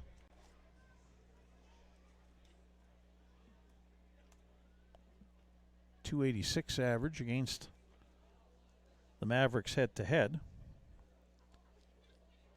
4 runs batted in. There's a strike.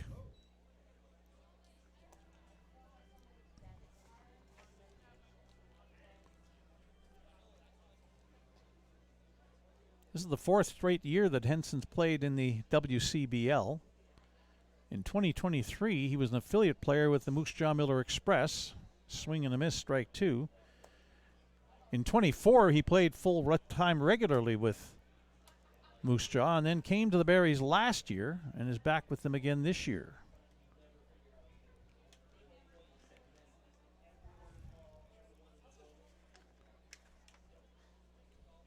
Houston at Louisiana Tech University. There's a pitch bounced in. Blocked by the catcher Dane Hepner. 1-2 the count. Houston suffered through a hamstring injury this past collegiate season. Didn't get a lot of playing time as a result at Louisiana Tech. Just 11 games and only 15 at-bats. 4 for 15 he was. Hits it back up the middle. It hit the mound and slows it up. That'll turn into a double play. A nice effort there by the second baseman, Blake Dale. fielding the ball behind the bag, touching it, and then throwing on to first for the double play.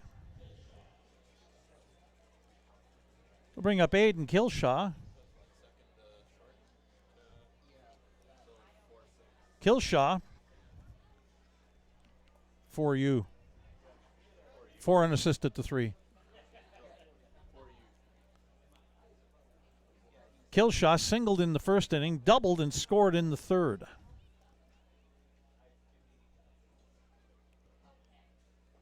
First pitch change up is low, ball 1. Once again, to be young at age 17. Not that these guys all aren't young, 22, 23 and under, obviously. But the 22 and 23-year-olds are old compared to 17-year-old who's an affiliate player, and yet Kilshaw shows off some speed for a catcher. Again, to be young. On his double, he had double in mind all the way as he lashed that over the head of the first baseman, Jock Coloni, down the right field line, and was able to challenge the arm of Evan Morrison and slide into second base. Still wearing the dirt from that. He'll chop this one towards Blake Dale at second. He'll hustle and make sure he gets Kilshaw at first. And get some good plays by Blake Dale to finish off the inning. 3 up, 3 down as it turns out for the Berries. There was a walk in there, but no runs, no hits, no Medicine Hat errors, nobody left on base. We've played 4 complete. Saskatoon 10, Medicine Hat 2. You're watching Berries baseball on FloCollege. For more than 25 years, we've been there, helping Canadians find the extra space they need to grow and to create new memories. Access Storage. Try 4 weeks free. Details at accessstorage.ca.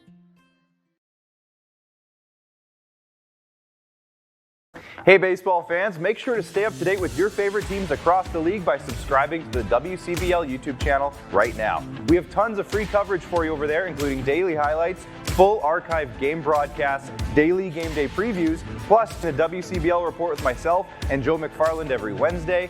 It's all in one spot, the WCBL YouTube channel. Subscribe today.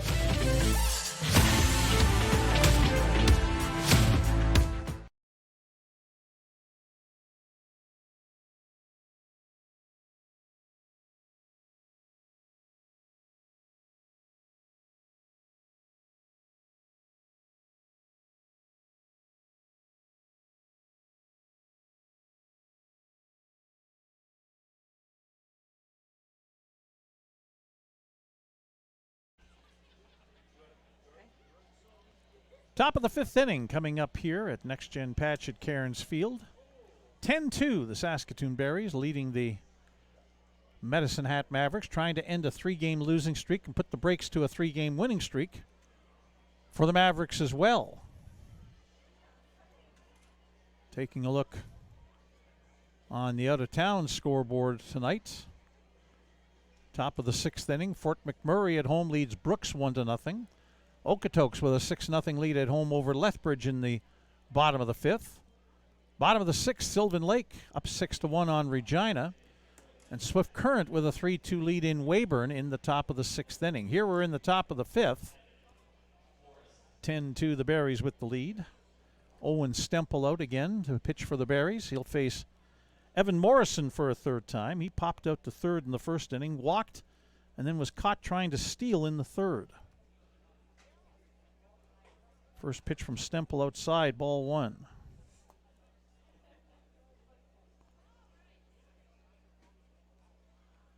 Clay Mixon looks like he might be getting ready to start warming up. On the outside corner with a fastball, strike 1, 1-1. Right about now, if I'm Stempel, I think I just fire that fastball in there, although that one was the cutter, and he gets a fly ball to left field. Stinson over into the gap in left center to make the catch, and there's one away. But right now, throw the fastball and let your defense handle it behind you.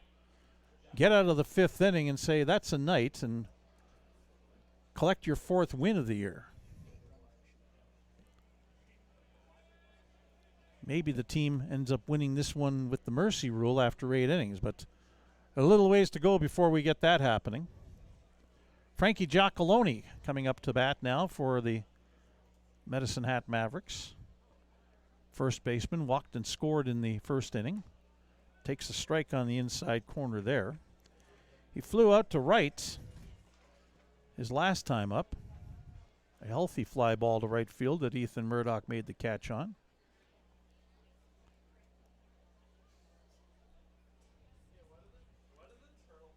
Slider down low, 1-1. Giacalone for the season series against the Berries is 6 for 24. That's .250. I can do that math. Half of his 6 hits against the Berries have been long flies, 3 home runs, and with that swing you can see why. He was going for the downs there on the fastball and didn't get it. 1-2. Stempel might have got up to 92 miles an hour with that one. Challenged him. 3 home runs and 4 RBI head-to-head against the Berries this year for Giacalone. This one hit on the ground where nobody was. Salinas, the second baseman, was in behind second base, maybe even shaded to the third base side of second base. And Giacalone put it where the second baseman normally would be, and that is a hit for Medicine Hat, their 5th of the game. A 1-out single for Frankie Giacalone. He'll bring up shortstop Johnny Vulcano. Singled and drove in a run in the first inning, walked in the third. 1 for 1 officially. 11 for 26 in the season series against the Berries. Takes a first pitch slider for a strike. No, I need the calculator on the laptop to figure out that 11 for 26 is 423. Vulcano has been a pest against the Berries this season. There's strike 2 with a fastball. Vulcano also has 7 runs batted in against Saskatoon head-to-head this year. Improved his hitting streak to 8 games back in the first inning, during which he's 11 for 30. Swing and a miss on the slider. Took a little bit off of it, it looked like. Strikeout number 4 for Owen Stempel. There's now 2 away here in the top of the 5th inning. It'll bring up DH Eric Calder, who improved his batting average, or his hitting streak, I should say, back in the first inning, to 6 games with a double. Flew out to center in the third. He is 8 for 21 head-to-head against the Berries this year. 381 is that average. An RBI for him, which he picked up tonight against Saskatoon in the season series. There's a slider on the outside corner. Actually, that might have been a changeup more so than slider, strike 1.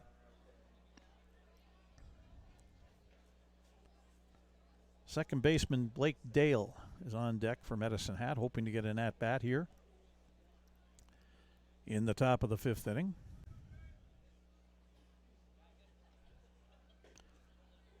Slider stayed outside, 1-1.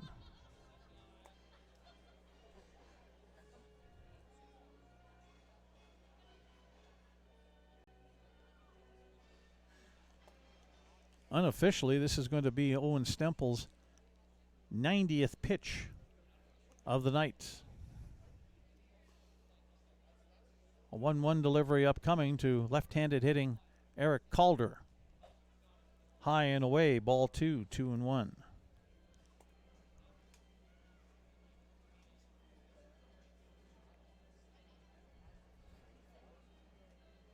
Big deep breath from Stempel before he steps on the rubber. Knows that all he has to do is get one more out. His night is done, probably. Team with an 8-run lead as it stands right now. 2-1 pitch. High with the fastball, 3-1.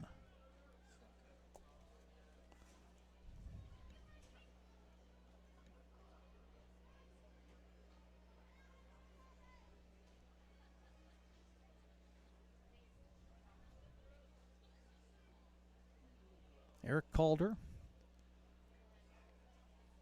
Canadian from Oakville, Ontario. 3-1 pitch is outside, ball 4. And Joe Carnahan is coming out. And is this going to be the end of the line for Stemple, or Clay Mixon is at the ready here? He hasn't, well, now he's starting to run in, so it looks like this is going to be the end of the line for Owen Stemple. And there goes the ball to Joe Carnahan, and that's the end of the night. Strong outing for Owen Stemple after a bit of a tough start. He gave up 2 runs and threw 27 pitches in the first inning, but settled down after that, and now it'll be Clay Mixon coming into the ball game for the Berries.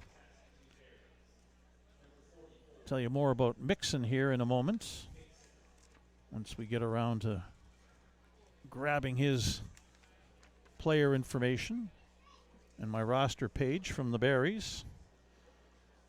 Mixon's a right-handed pitcher, 6'2", 220 pounds, out of Baytown, Texas. Coming off his sophomore year at Brookhaven College, located in Dallas. But he's going to spend his junior year at Houston Christian University in Texas.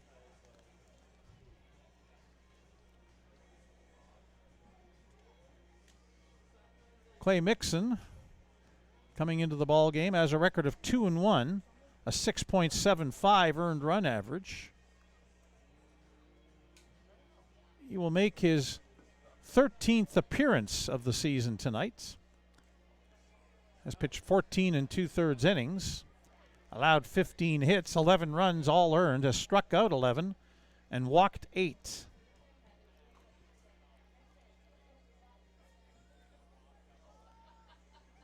Mixon has pitched already this season against Medicine Hat a couple of times. Back on June 9th, he pitched a scoreless inning, giving up 2 hits, also hit a batter.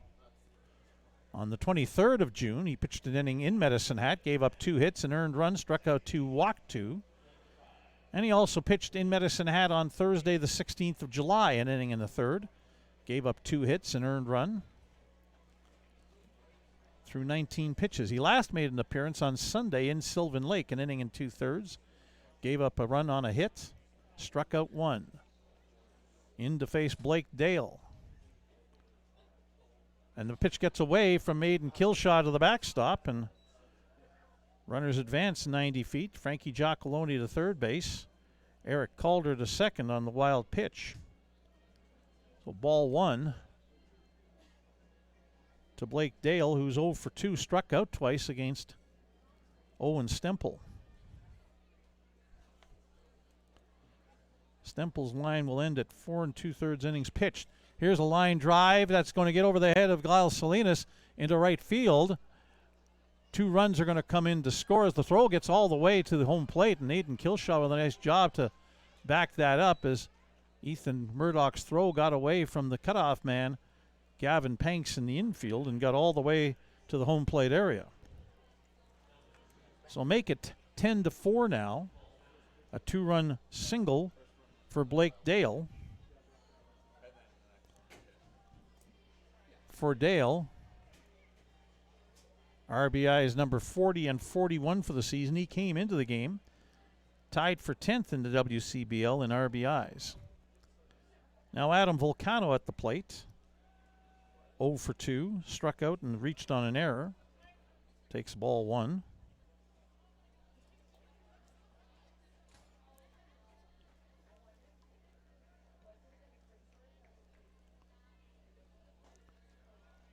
Called strike on Volcano. 1-1 the count.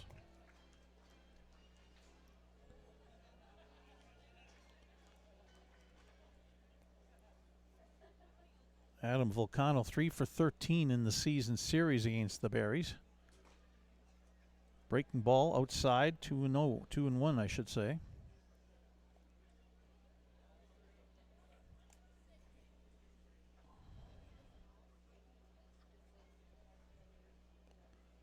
Mixon looking for a third out here to finish things off in the inning.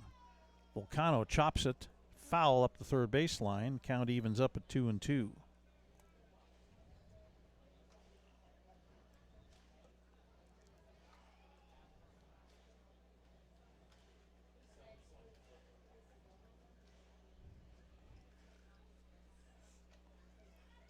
Mixing with that 3/4, almost sidearm, arm angle delivery. Shook off a couple of signs from catcher Aiden Kilshaw. Swing and a miss, strike 3.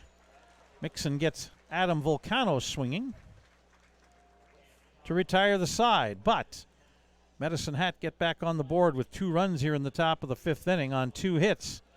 No Barry's errors and 1 runner left on base. After 4.5, we're halfway through. Saskatoon 10, Medicine Hat 4 as you're watching Barry's baseball on FloCollege.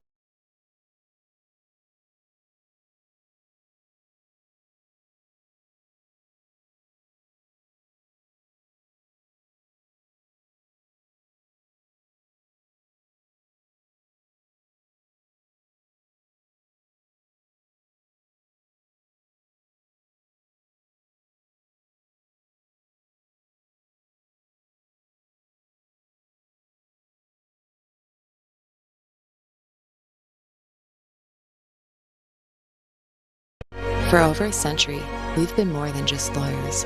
We're your neighbors, your friends, and your strongest advocates. With 15 locations across the prairies, we're everywhere you are. Stringham, your local lawyers. For over a century,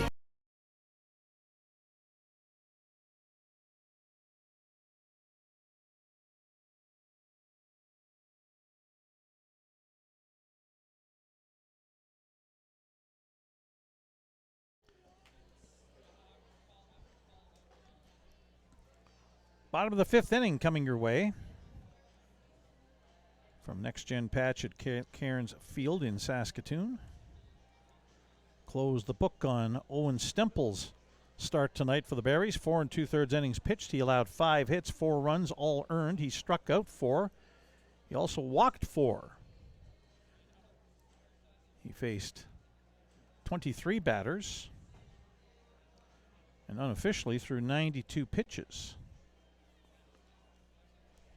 David Heinen is back out on the mound for the Medicine Hat Mavericks in relief of Cody Myers, who had a tough start. 2 2/3 innings pitched, 9 hits, 10 runs, 8 earned. He had a few strikeouts. Well, not a few. Check that. 2 strikeouts. But he also walked a few batters. 3 in a row at one point.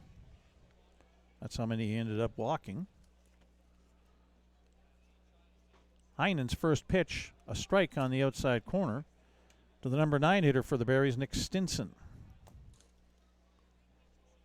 Stinson 0 for 2, 5 for 22 in the season series against Medicine Hat with 4 runs batted in. He'll chop this one towards first, bouncing ball, Chocolonely to Heinen covering, and he'll make it happen in time for the first out. So back to the top of the order. And it'll be Brock Laird, the hitter for the Berries. 1 for 3 on the night. Singled and scored in the first inning. He's made a couple of outs since then. 12 for 26 in the season series against Medicine Hat for Brock Laird. .462 average, with a home run and 6 runs batted in. Heinen's first pitch, Laird, first pitch swinging, hits it high in the air, in behind second base. Drifting back, Dale coming on, center fielder Jalen King, and a sliding catch for the second out. Jalen King came a long way to get that one. And now it'll be Ethan Murdoch, the Berries right fielder, who's 2 for 2 and has scored 3 runs. Has an RBI as well.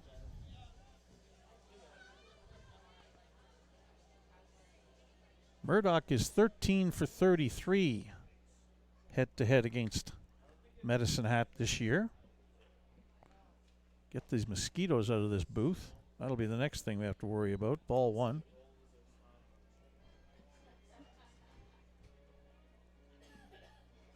$13 for 33 is .394.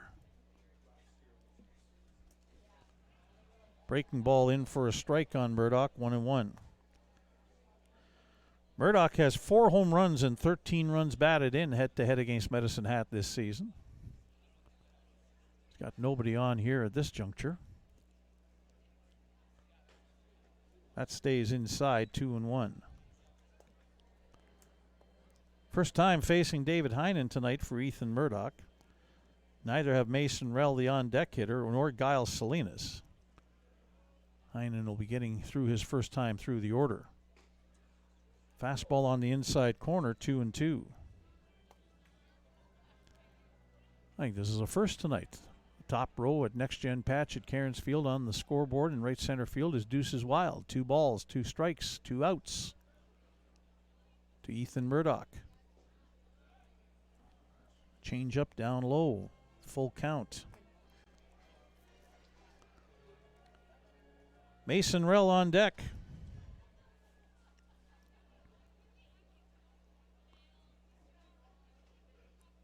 And Heinen up and in on Murdoch, ball 4 with a fastball.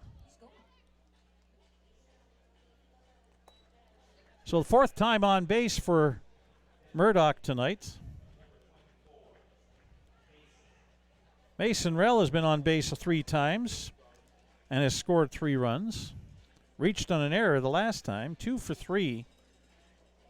for 2 in the ball game officially. He walked in the 2nd inning and scored.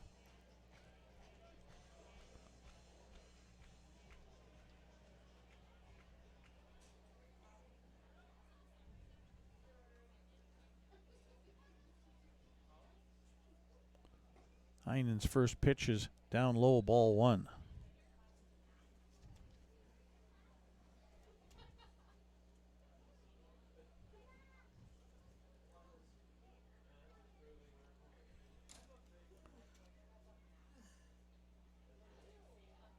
Murdoch takes his lead at first. 1-0 pitch is outside, ball 2 to Mason Rell.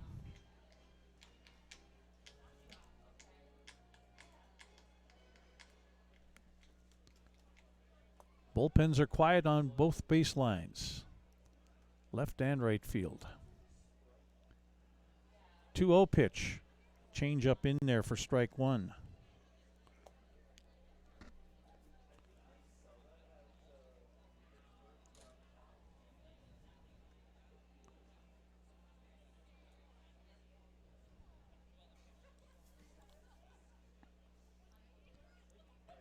Two-one pitch to Rell, a breaking ball outside, 3-1.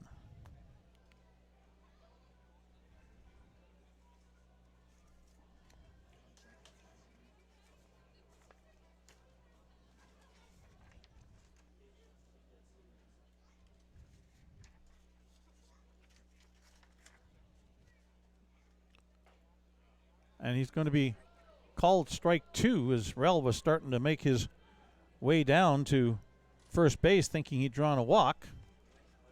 He'll have to come back and refocus on a full count pitch here with 2 away in the bottom of the 5th inning. Murdoch will be going with the pitch, 3-2 with 2 away. First baseman Giacalone playing behind him. And ball 4 low. Back-to-back walks.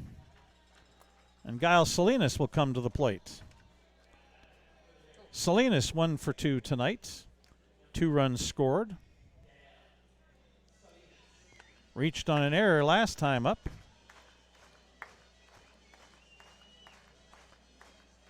He's 10 for 28 head-to-head against Medicine Hat this season.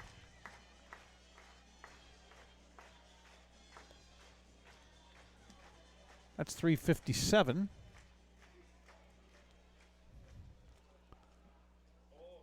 And now Heinen calls time as he stepped off the rubber.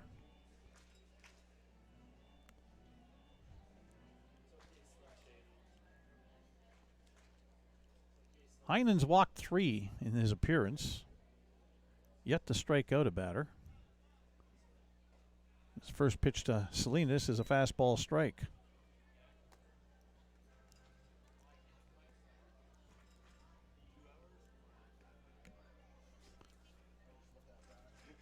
Two hours into the ball game tonight.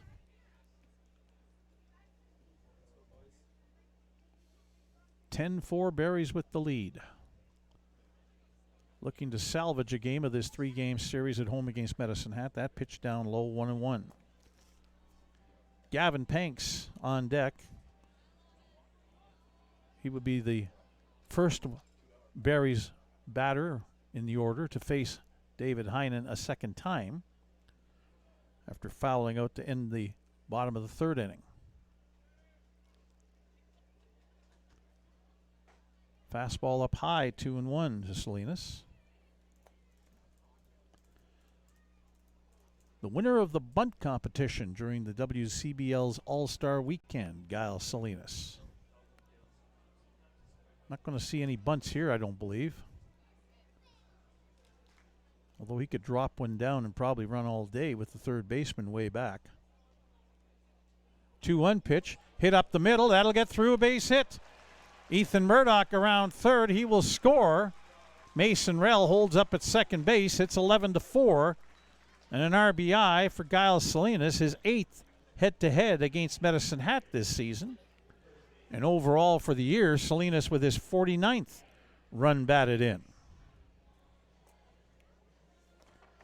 Bring up Gavin Panks, who's 1 for 3 tonight. Doubled and drove in a couple of runs. Back in the second inning. Kind of broke this game open a little bit. Made it 6-2 at the time.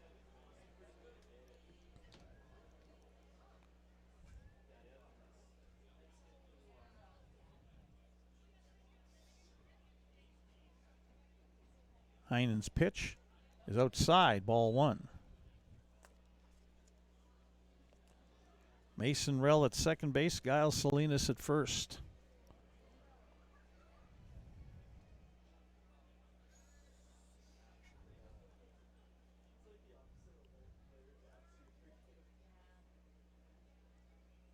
Rell takes off for third. Pitch is bounced in, blocked by Hepner. And that's a double steal as Salinas is on second base. Second and third with 2 away. A 2-0 count now on Gavin Panks.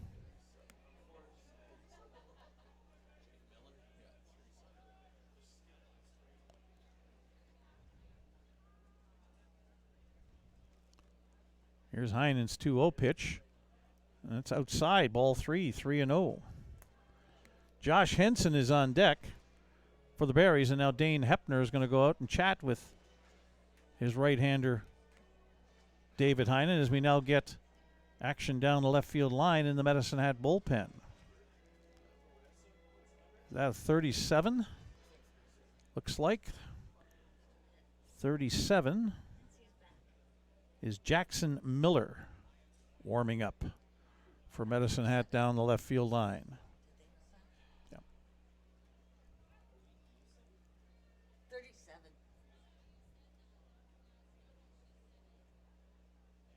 Heinen's 3-0 pitch to Panks is ball 4 outside. So now the bases are loaded. And up comes Josh Henson, who's officially 1 for 1. Singled and drove in a run in the first inning, a sacrifice fly in the second inning for a second RBI, and he walked in the fourth.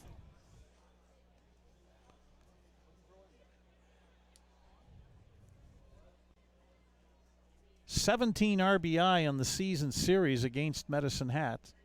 Henson has a chance to drive in at least 1, maybe 2 more here if he can get ball onto the grass in the outfield. He hits this one in the air, straightaway center. Going back is Jalen King at the wall. You can kiss that baby goodbye. It's a grand slam home run for Josh Henson.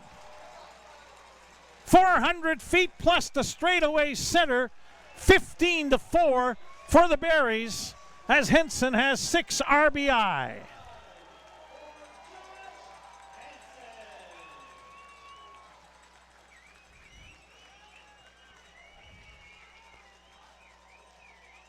And we're going to get a pitching change, maybe 1 pitch too late from the Medicine Hat Mavericks. David Heinen serves up a grand slam gopher ball to Josh Henson. 6 RBI on the night for the Berries' third baseman.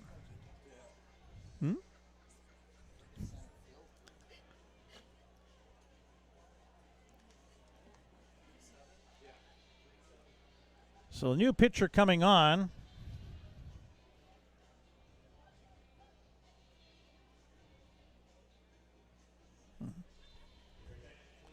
Yep.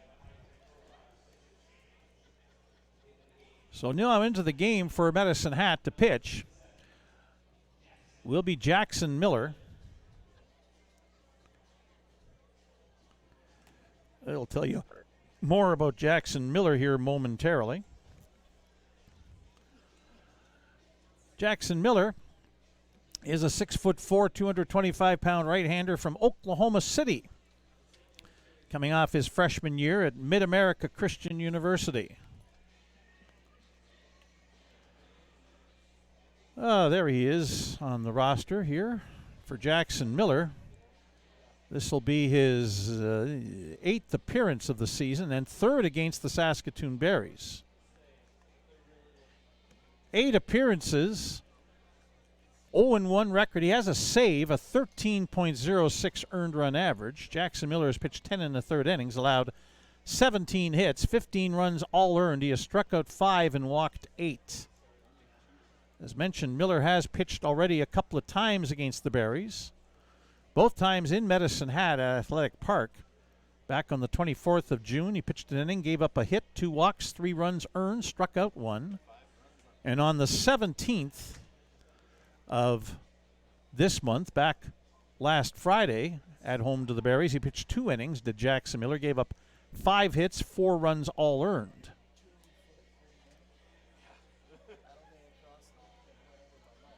So Jackson Miller on to replace David Heinen, who pitches 2 innings. Only gave up 2 hits. The single to Giles Salinas this inning and the grand slam home run to Josh Henson, but he gave up 5 runs, all earned, did not strike out anyone. He walked 4.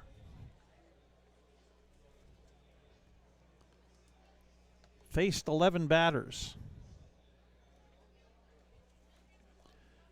First batter that Jackson Miller will face will be Barrie center fielder Nathan Houston, who is 0 for 3 and a 9-game hitting streak on the line. Grounded into a double play the last time up.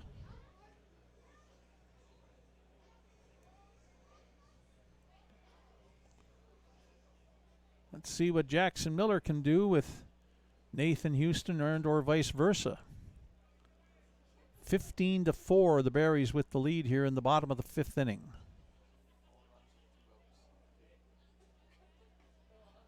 A breaking ball in for a strike. And this bottom of the 5th inning looked like it was going to be fairly routine for David Heinen. He got the first 2 guys out.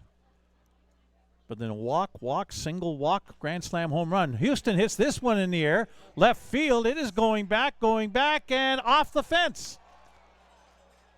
Houston on his way to second will pull in with a stand-up double, and he improves his hitting streak to 10 games with that double. 12th hit of the night for the Saskatoon Berries.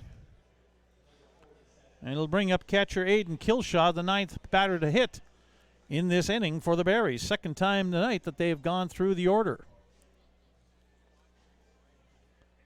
Kilshaw 2 for 3.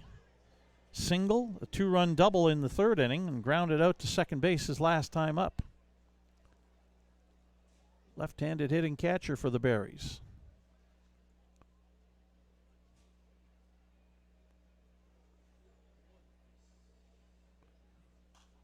Fouled off, strike 1.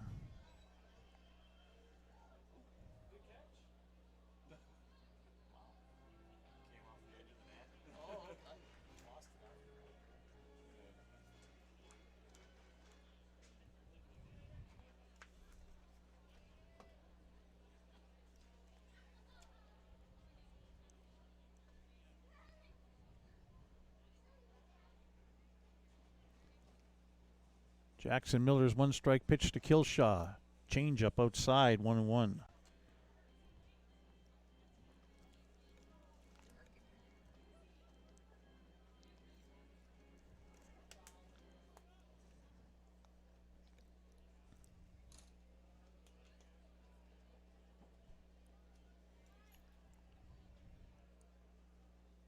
Houston at second, 2 away.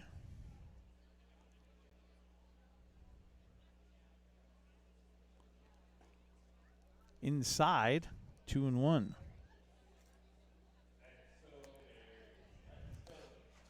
That was close to being a strike.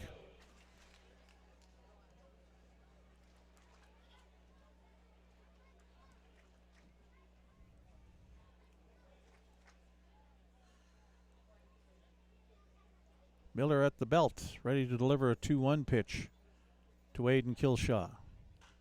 Line drive, right field, base hit. Houston around third. Throw in from right field, cut off in the infield by Giacalone, and it's 16-4. A third RBI for Aiden Killshaw.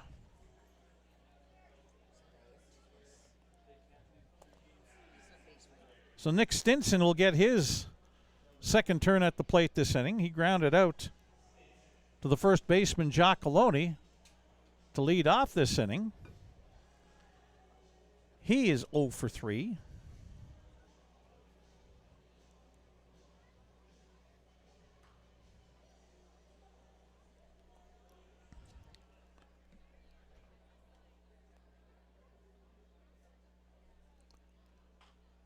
Hits it on the ground, and again, Giacalone will field that, but take it himself this time for the third and final out of the 5th inning. But the Berries score a bunch more here in the bottom of the 5th. 6 runs on 4 hits. There were no Medicine Hat errors and 1 runner left on base. After 5, it is Saskatoon 16, Medicine Hat 4, as you're watching Berries baseball on FloCollege.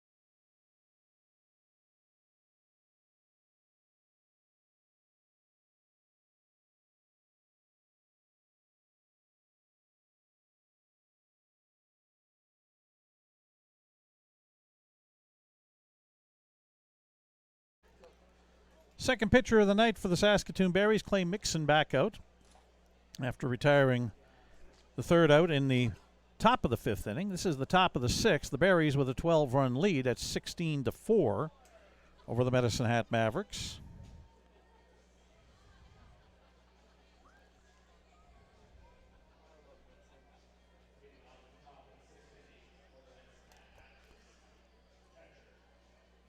Number 8 hitter in the order, I should say, for Medicine Hat here, leading things off in the top of the 6th inning. That'll be Dane Hepner. 0 for 2. Bounced into a fielder's choice his last time up in the 4th inning. Mixon's first pitch, a fastball strike.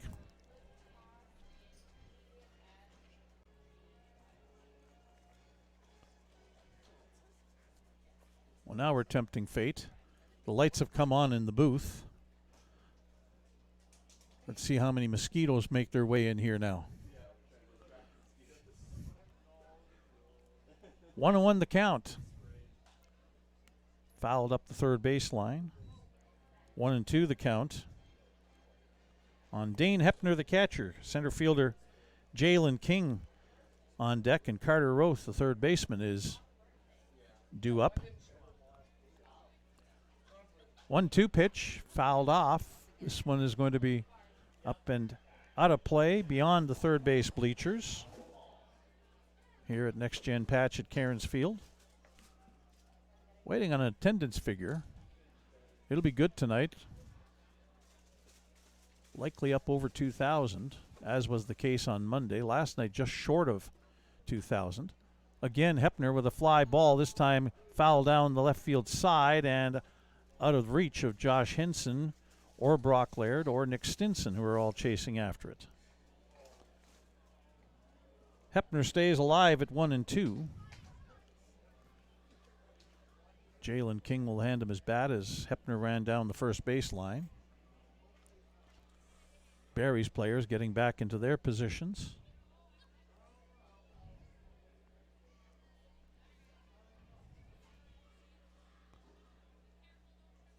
Mixon's 1-2. He's outside, 2-2.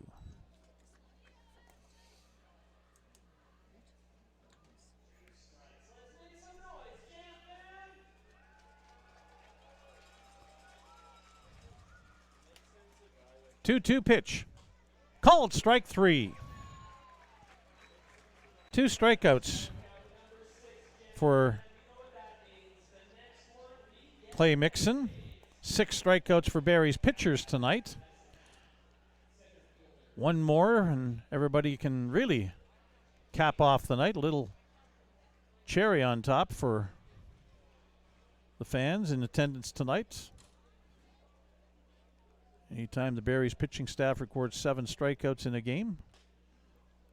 There's strike 1 to Jalen King with a fastball from Clay Mixon.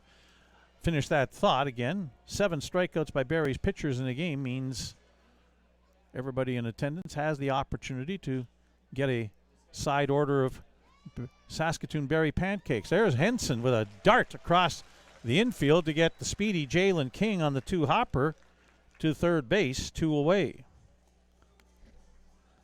Carter Roth, the batter now. 1 for 3, tripled and scored back in the first inning.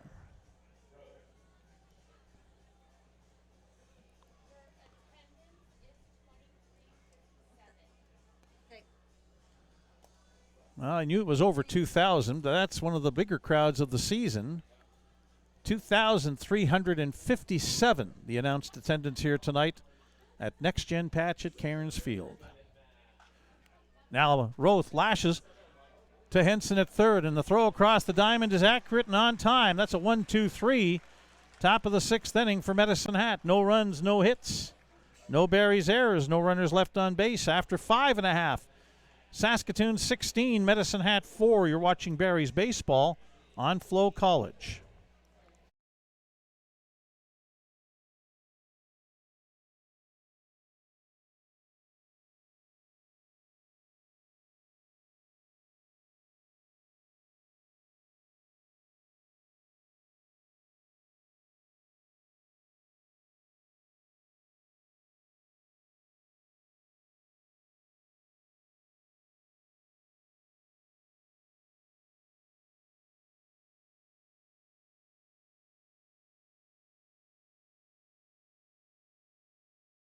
For more than 25 years, we've been there, helping Canadians find the extra space they need to grow and to create new memories.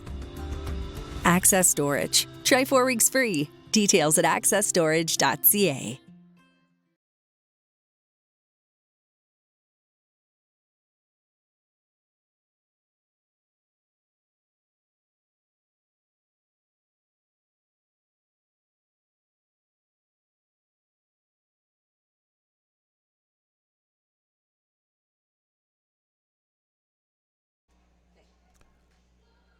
Bottom of the 6th inning coming your way from Next Gen Patch at Cairns Field on a Wednesday evening. Pleasant night in Saskatoon, although it is cooling off a little. 18 degrees Celsius. That's 64 Fahrenheit. West-northwest wind at 12 kilometers per hour. Pushing balls towards the right field fence.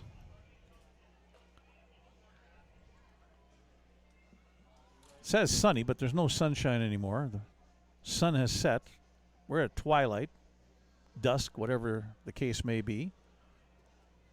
The lights are on, and fans have come out tonight, and again, a good crowd, augmented by the fact that pretty much every team that's taking part in the under-19 Canadian Women's Baseball Championships that are being played at this ballpark and next door at Lecos Field over the next 3 days are in attendance here tonight.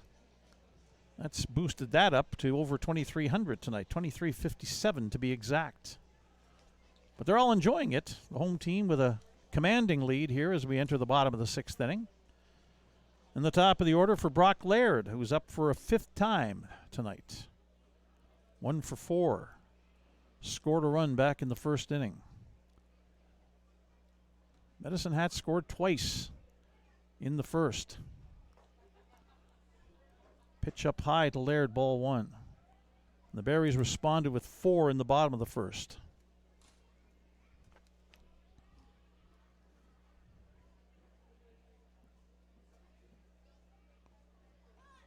Bounced in, ball 2, 2-0. Jackson Miller, the 3rd pitcher of the night for the Medicine Hat Mavericks. After both Cody Myers and David Heinen got roughed up a little.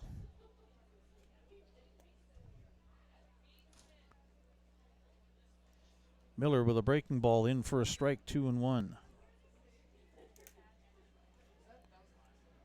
Myers gave up 10 runs, 8 earned in 2 2/3 as the starter. Heinen was cruising along through an inning and 2/3, and then the wheels fell off for him. Laird with a line drive. That'll fade fair down the right field line. Ball will get all the way to the warning track. Laird will pull the chute and pull into second base with a stand-up double. He was looking to see if he should be maybe going for a triple, but he'll have to settle for a 2-base hit. And for Brock Laird, that is double number 12 on the season. Berries have 4 2-base hits tonight and a home run, a grand slam from Josh Henson. Found the extra base power tonight. Ethan Murdoch up now. Hasn't been off base yet tonight. 4 times up, 4 times on.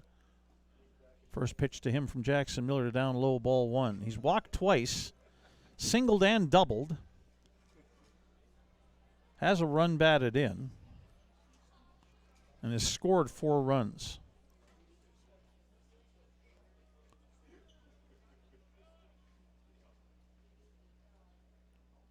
Jackson Miller with a couple of looks at second. His 1-0 pitch is a fastball for a strike. 1-1. Mason Rell is like Ethan Murdoch, been up 4 times, been on base 4 times, one of them by an error. He is on deck.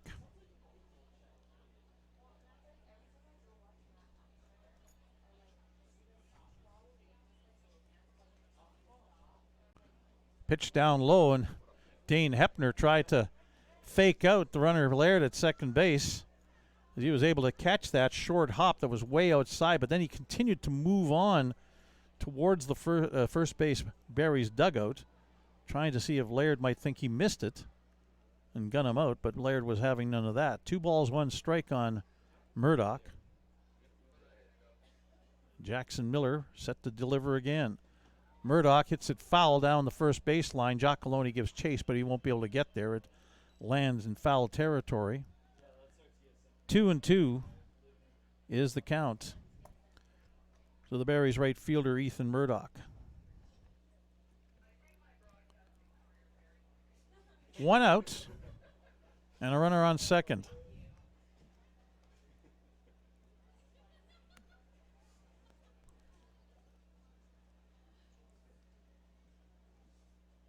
Miller's going to rock into a 2-2 delivery here momentarily.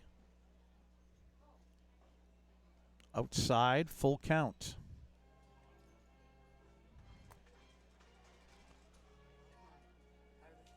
"14 hits for the Berries tonight.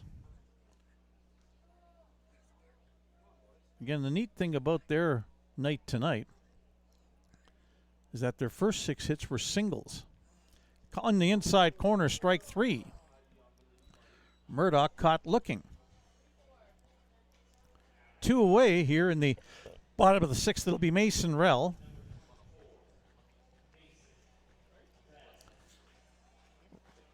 Rell is 1 for 2 officially, but has scored 4 runs. Has an RBI as well.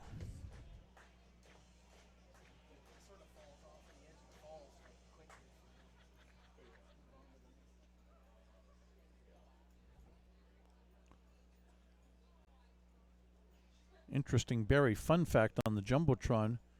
Mason's favorite subject is math. Wow. Said hardly anybody ever in life. 1 strike.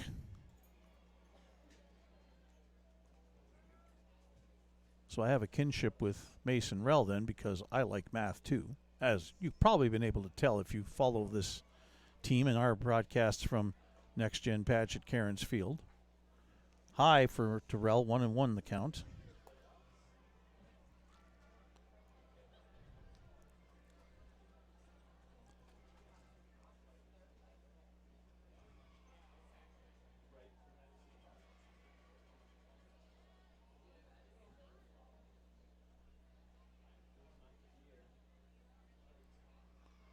One pitch, down low, 2-1.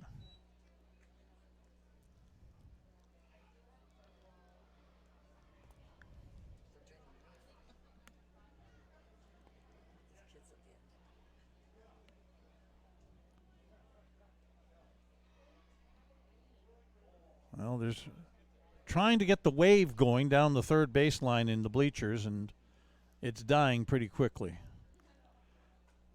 Fastball strike, 2-2 the count now on Mason Rell.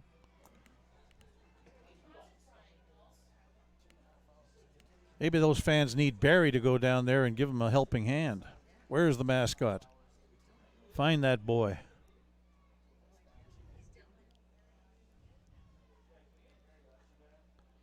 Two and two the count with 1 away here. 2 away, actually, in the bottom of the 6th inning.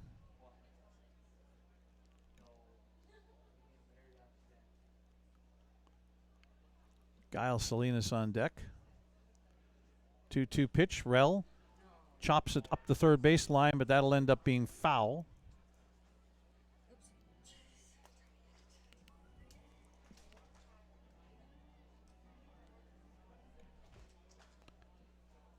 We got 2 outs. Stinson grounded out and Murdoch struck out. That's right, too. You're right. 1 away. Well, we just go to innings here and back that up. That one. There you go. Got to get the score bug working right. 2 balls, 2 strikes, 1 away. Bottom of the 6th, yes. Line drive, and back Blake Dale, a nice catch for the 2nd out now. So we now have 2 away.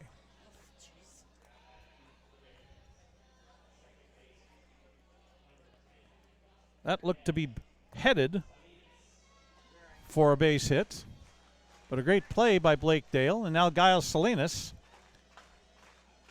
who has scored 4 runs tonight.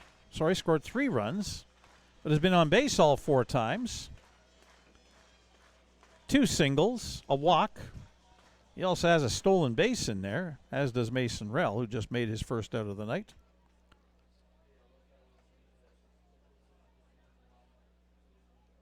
Salinas with a run batted in as well this evening. Pitch up high to him, ball 1. Josh Henson with his second 6 RBI game against Medicine Hat this year. He did that just recently as well.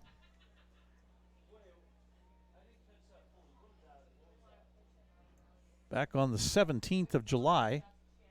A home run and 6 RBI. Salinas with a fly ball into right field, but Evan Morrison is there. He'll make the catch, and that'll end the inning. The leadoff double by Brock Laird comes and is left on base. No runs, 1 hit. No Medicine Hat errors, 1 runner left on base. After 6 complete, Barry's 16, Medicine Hat 4. You're watching Barry's Baseball on FloCollege.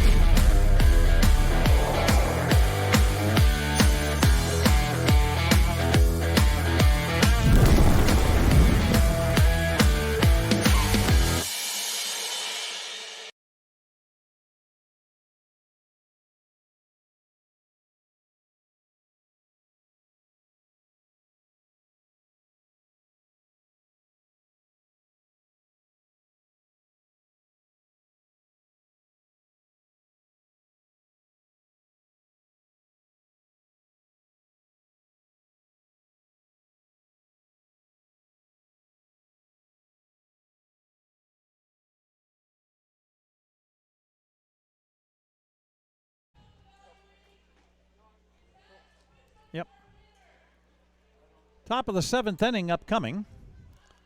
And a new pitcher for the Saskatoon Berries. Into the game is Tyler Bailey.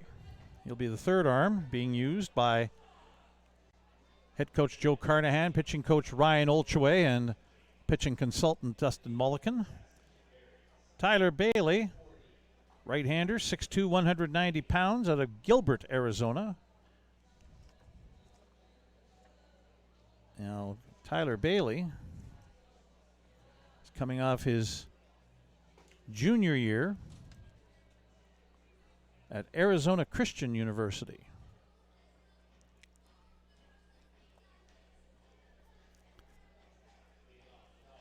He'll face Evan Morrison. Morrison's the leadoff hitter for the third time tonight, the number 2 hitter in the Lethbridge order.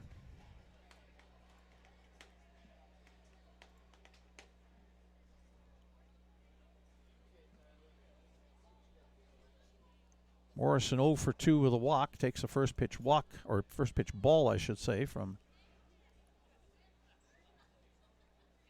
Tyler Bailey.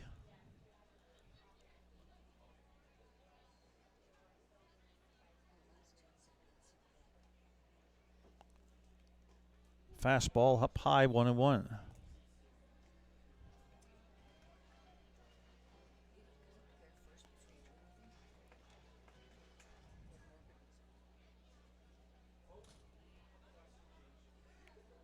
Bailey fastball, cut fastball, slider is his repertoire. That fastball is up high.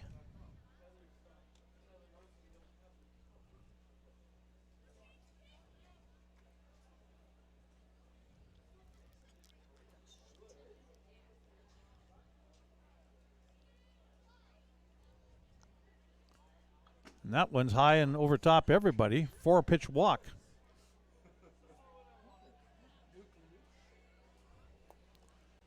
So leadoff walk.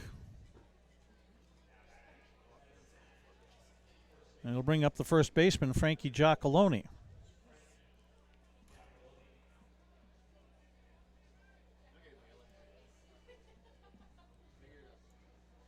Tyler Bailey will be making his 11th appearance of the season right now.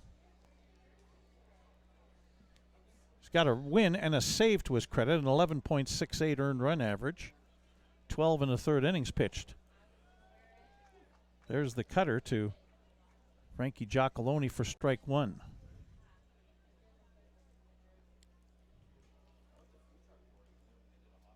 Bailey in 12 1/3 innings allowed 15 hits, 16 runs, all earned, has struck out 20 and walked 15. Up high, 1-1.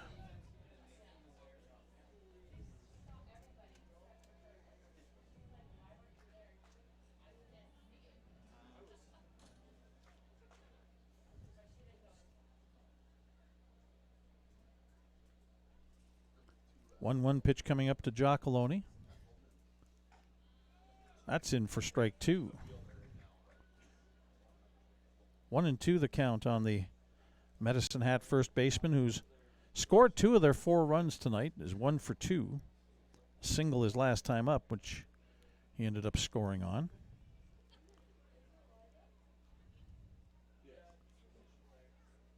One-two pitch, and called strike 3 with that slider. Catches Giacalone looking. One away. Morrison on first after the walk. It'll bring up Johnny Volcano. 1 for 2. He struck out his last time up in the 5th inning.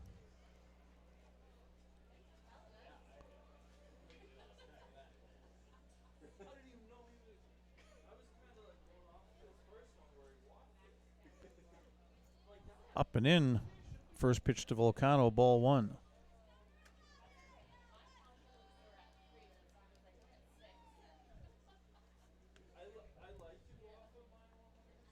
Eric Calder, the DH, on deck. 1-0 pitch, up high, 2-0.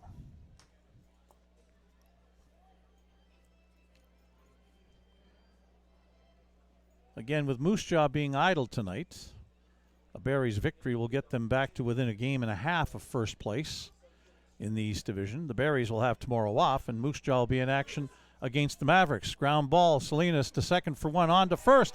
And in time, a good stretch by Gavin Panks to complete the 4-6-3 double play. So that's it for Medicine Hat in the top of the 7th inning. No runs, no hits, no Barry's errors, and nobody left on base. Heading to the 7th inning stretch, bottom of the 7th, it is Saskatoon 16 and Medicine Hat 4 as you're watching Barry's baseball on FloCollege.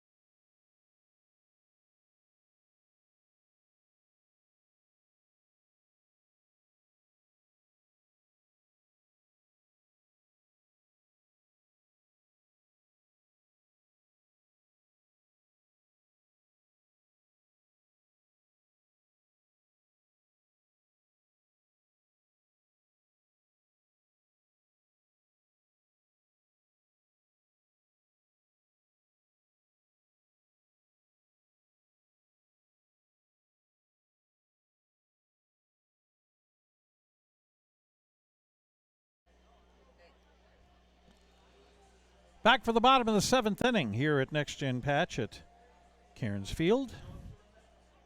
16-4, Saskatoon with the lead on Medicine Hat. Ball game 2 hours and 38 minutes in. Jackson Miller back out to pitch. He'll face the 5, 6, and 7 hitters for the Berries this inning.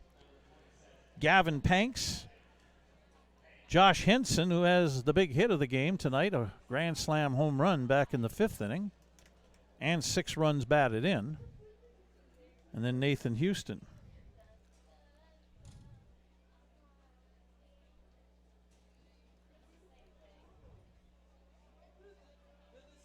First pitch to Gavin Panks, low and away from Jackson Miller, ball 1.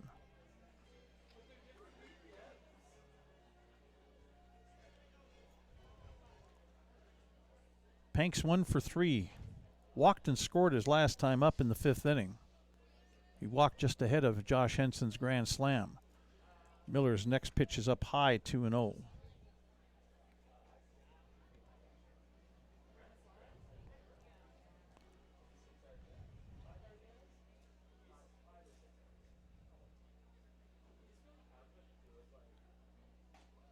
Pitch is inside on Panks, 3-0. Gavin Panks is another guy that surprisingly has been hit by a pitch a fair amount of times this year. 13 of them, in fact. And that's ball 4. 4-pitch walk to lead off the bottom of the 7th inning. Berries might lead the league in being hit by a pitch. Murdoch 8 times, Rell 7 times. He's hardly been here. Houston 8 times. Aiden Marion catches every second game 6 times. Nick Stinson's been hit 5 times. Of course, you got Salinas 24, Laird 14, and Panks 13. You almost figure you guys have got a target on your backs or something on your uniforms. Here's Josh Henson, who had the grand slam last time up.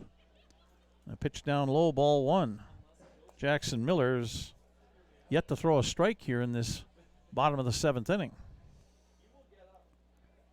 He got through the 6th all right.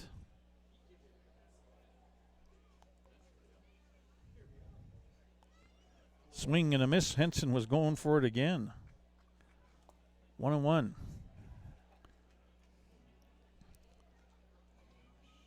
Six RBI will get him to 57 on the season, which will get him among the top 2 or 3 in the league.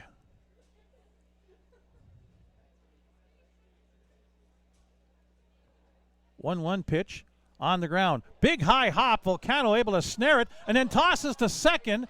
And, well, they thought he was going to be out, and now they end up tagging out Gavin Panks out in behind the bag at second base. The toss to second was dropped by Blake Dale. And so Panks was ruled safe, but he overran the base and was heading to shallow center field. And then that's where they tagged him out. So Henson is on a fielder's choice.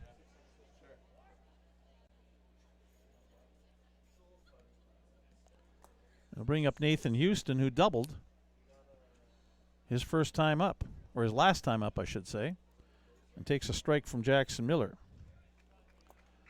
Houston was the first man to face Miller back in the bottom of the fifth inning when he came on in place of David Heinen, who served up the grand slam to Josh Henson.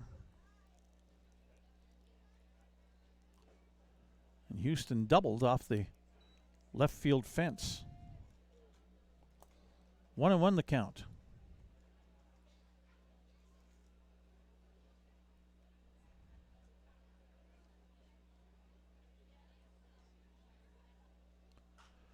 On the ground to third.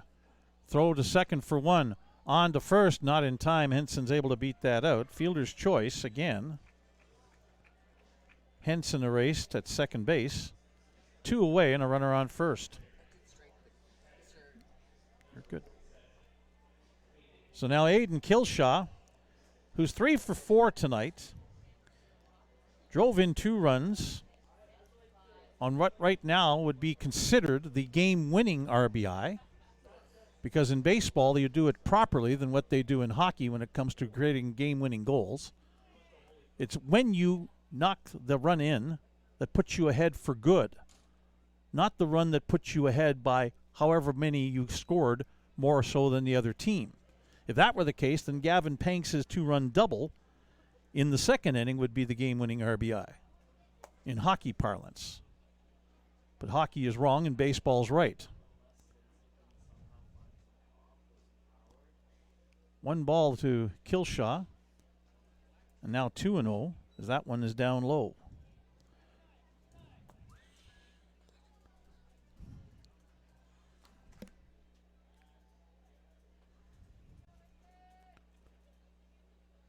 Houston, the runner at first. Kilshaw fouls this off. Look out in the Barry's first base dugout. 2 balls and 1 strike.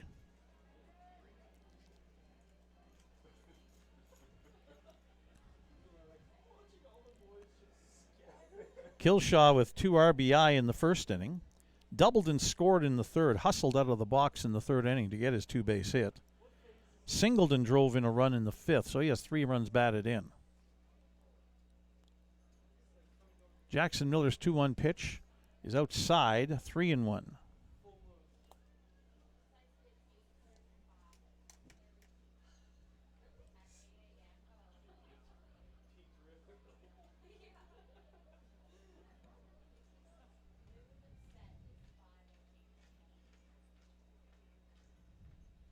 And that one's down low, ball 4. So Kilshaw's on base for the 4th time tonight, walks. Houston will advance to second base. And up comes Nick Stinson, who's 0 for 4.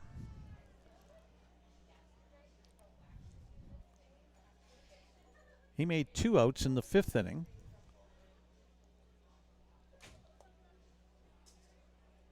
So the personable young man from Kennesaw, Georgia,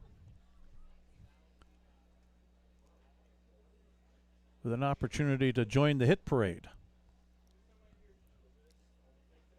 against Jackson Miller. That's in there for a strike.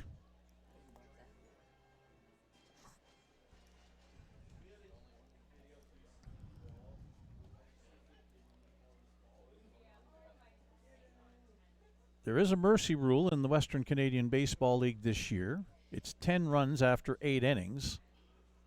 Or in the case of if the home team has got that kind of a lead, after 7.5.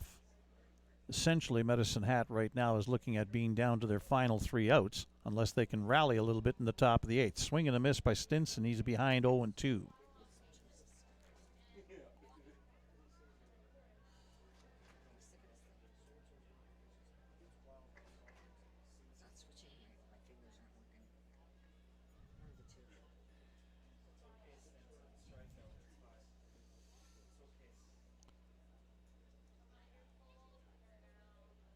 Two-strike pitch coming. Stinson line drive. He's got a base hit. Round third and heading for home is Nathan Houston. He will score to make it 17-4. And it's an RBI single for Nick Stinson. So every member of the Berries in the batting order tonight has at least a hit. Stinson with an RBI to make it 17-4. Runners on first and second still with 2 away. And back to the top of the order for Brock Laird, who doubled his last time up and is 2 for 5 tonight.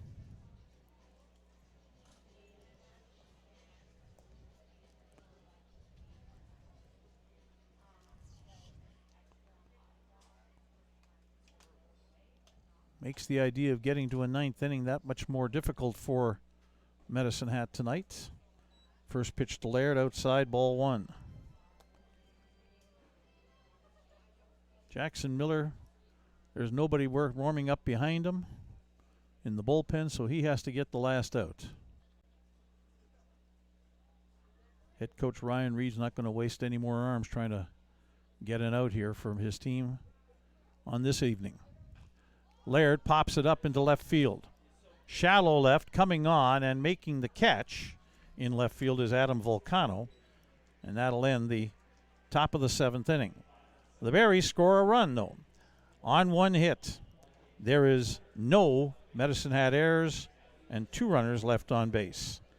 After 7, Saskatoon 17, Medicine Hat 4. You're watching Berries baseball on FloCollege.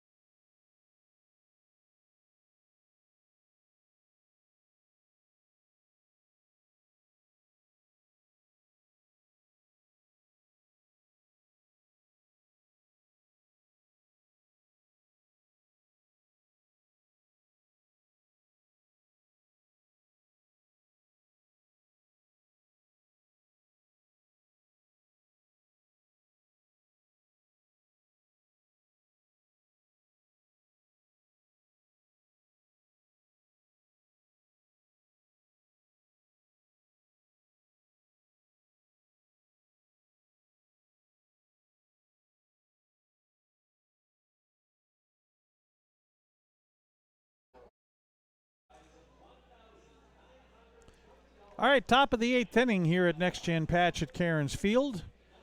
And one more new pitcher for the Saskatoon Berries on this evening. It'll be left-hander Brody Wrench coming on. Wrench, a left-hander out of Battleford, Saskatchewan. According to the Berries roster, Wrench from Battleford. The Baseball Cube website says he's from Lloydminster, Alberta. He's coming off his junior year at the University of Mary in Bismarck, North Dakota.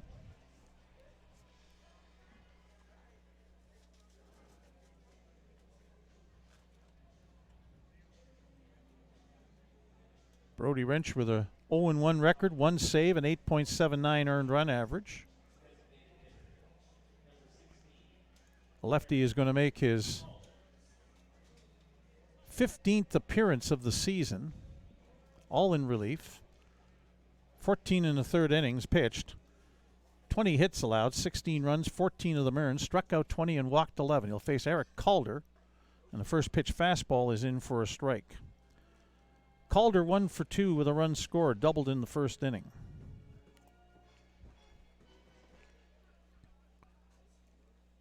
Unless Medicine Hat scores 4 runs here in the top of the 8th inning, this game will be over after this half inning.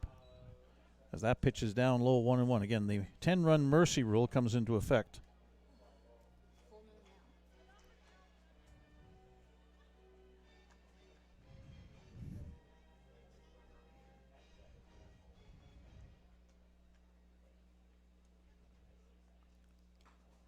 Outside, 2-1. Second baseman Blake Dale, left fielder Adam Volcano also scheduled to hit here for Medicine Hat in the top of the 8th inning of this 17-4 game. And we now have some of the crowd of 2,357 starting to make their way to the exits, feeling pretty secure in what the result's going to be. Wrench outside, 3-1.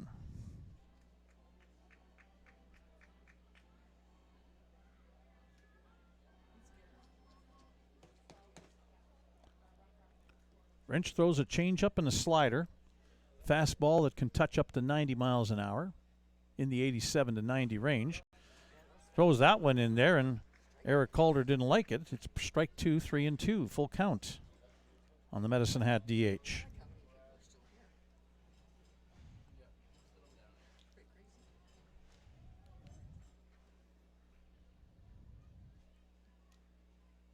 The 3-2 pitch is down and in. Ball 4. So a leadoff walk for Medicine Hat here in the top of the 8th inning.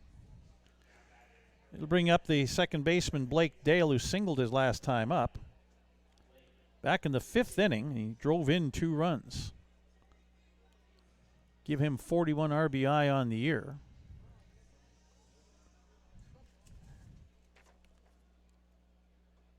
Blake Dale from Riverton, Wyoming, coming off his senior year at Kansas Wesleyan University. Takes a called strike.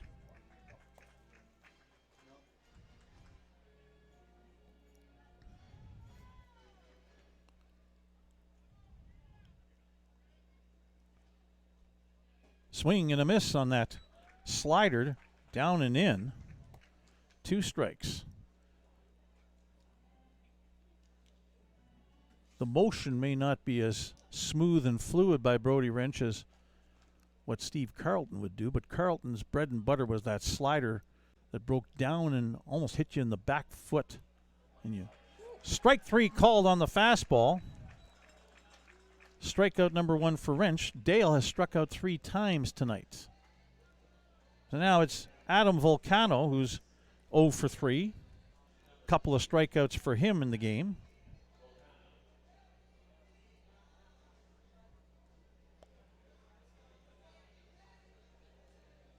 Dane Hepner, the catcher, hoping to get an at-bat. Should, unless Volcanos hits into a double play. Slider is in down low, ball 1.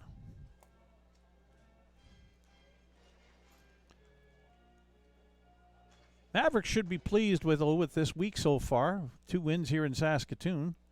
Jumped them into a playoff spot as it stands right now. That one is outside, 2-0. They started the night a game ahead of Weyburn for the 4th and final playoff spot in the WCBL's East Division. We'll take a look at the out-of-town scoreboard here when we get a moment. There's a fastball for a strike, 2-1. Well, Swift Current and Weyburn are tied 7-7 in the bottom of the 8th inning. This result holds and Weyburn wins.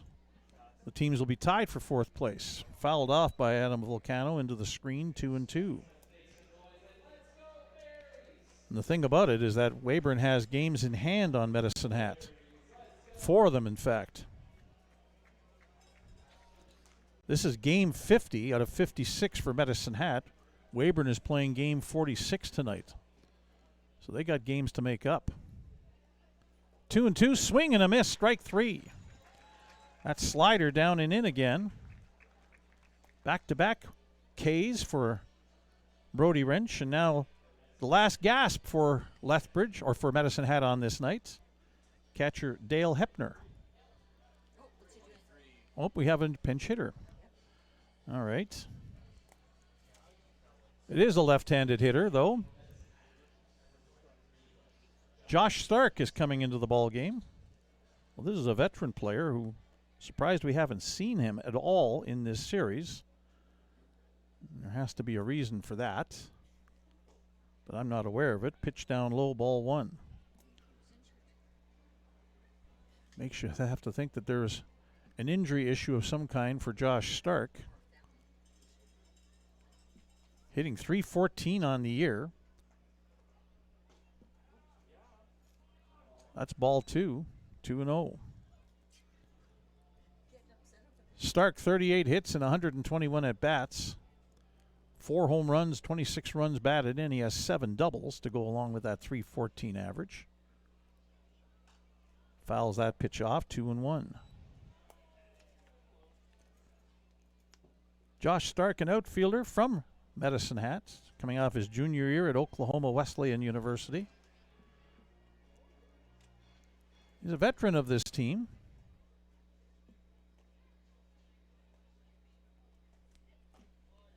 Takes another strike, and now we're down to the final strike for Medicine Hat at 2-2.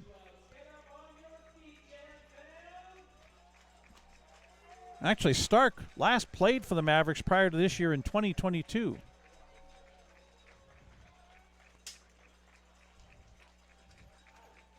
Two balls, 2 strikes, 2 outs. Wrench's pitch, called strike 3, and that's the ball game. Wrench strikes out the side after a leadoff walk in the top of the 8th inning.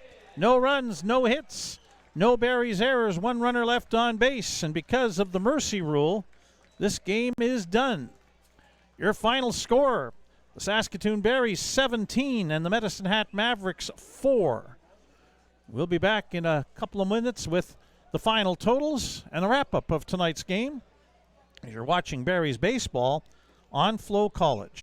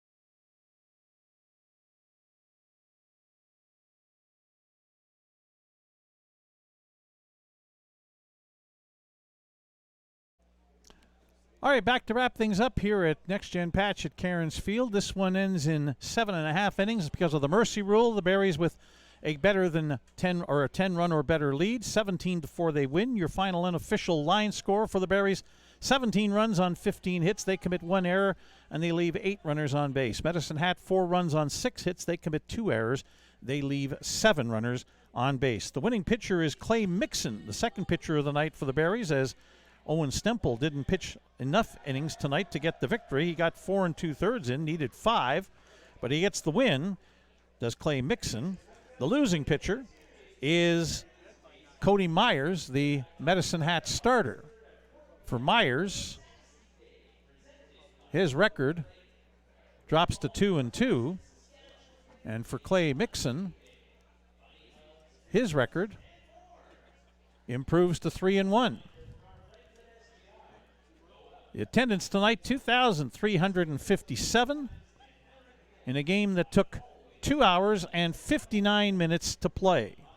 17-4 Saskatoon over Medicine Hat. For the victory, that ends a 3-game losing streak for the Berries. Their record now 34-15. They're a game and a half back of Moose Jaw for first place in the East Division.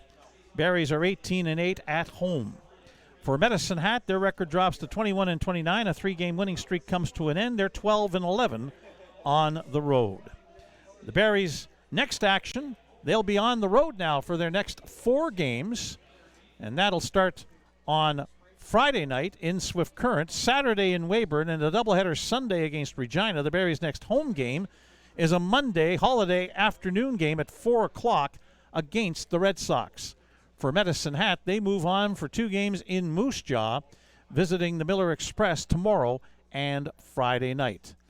17-4 Berries over Medicine Hat tonight.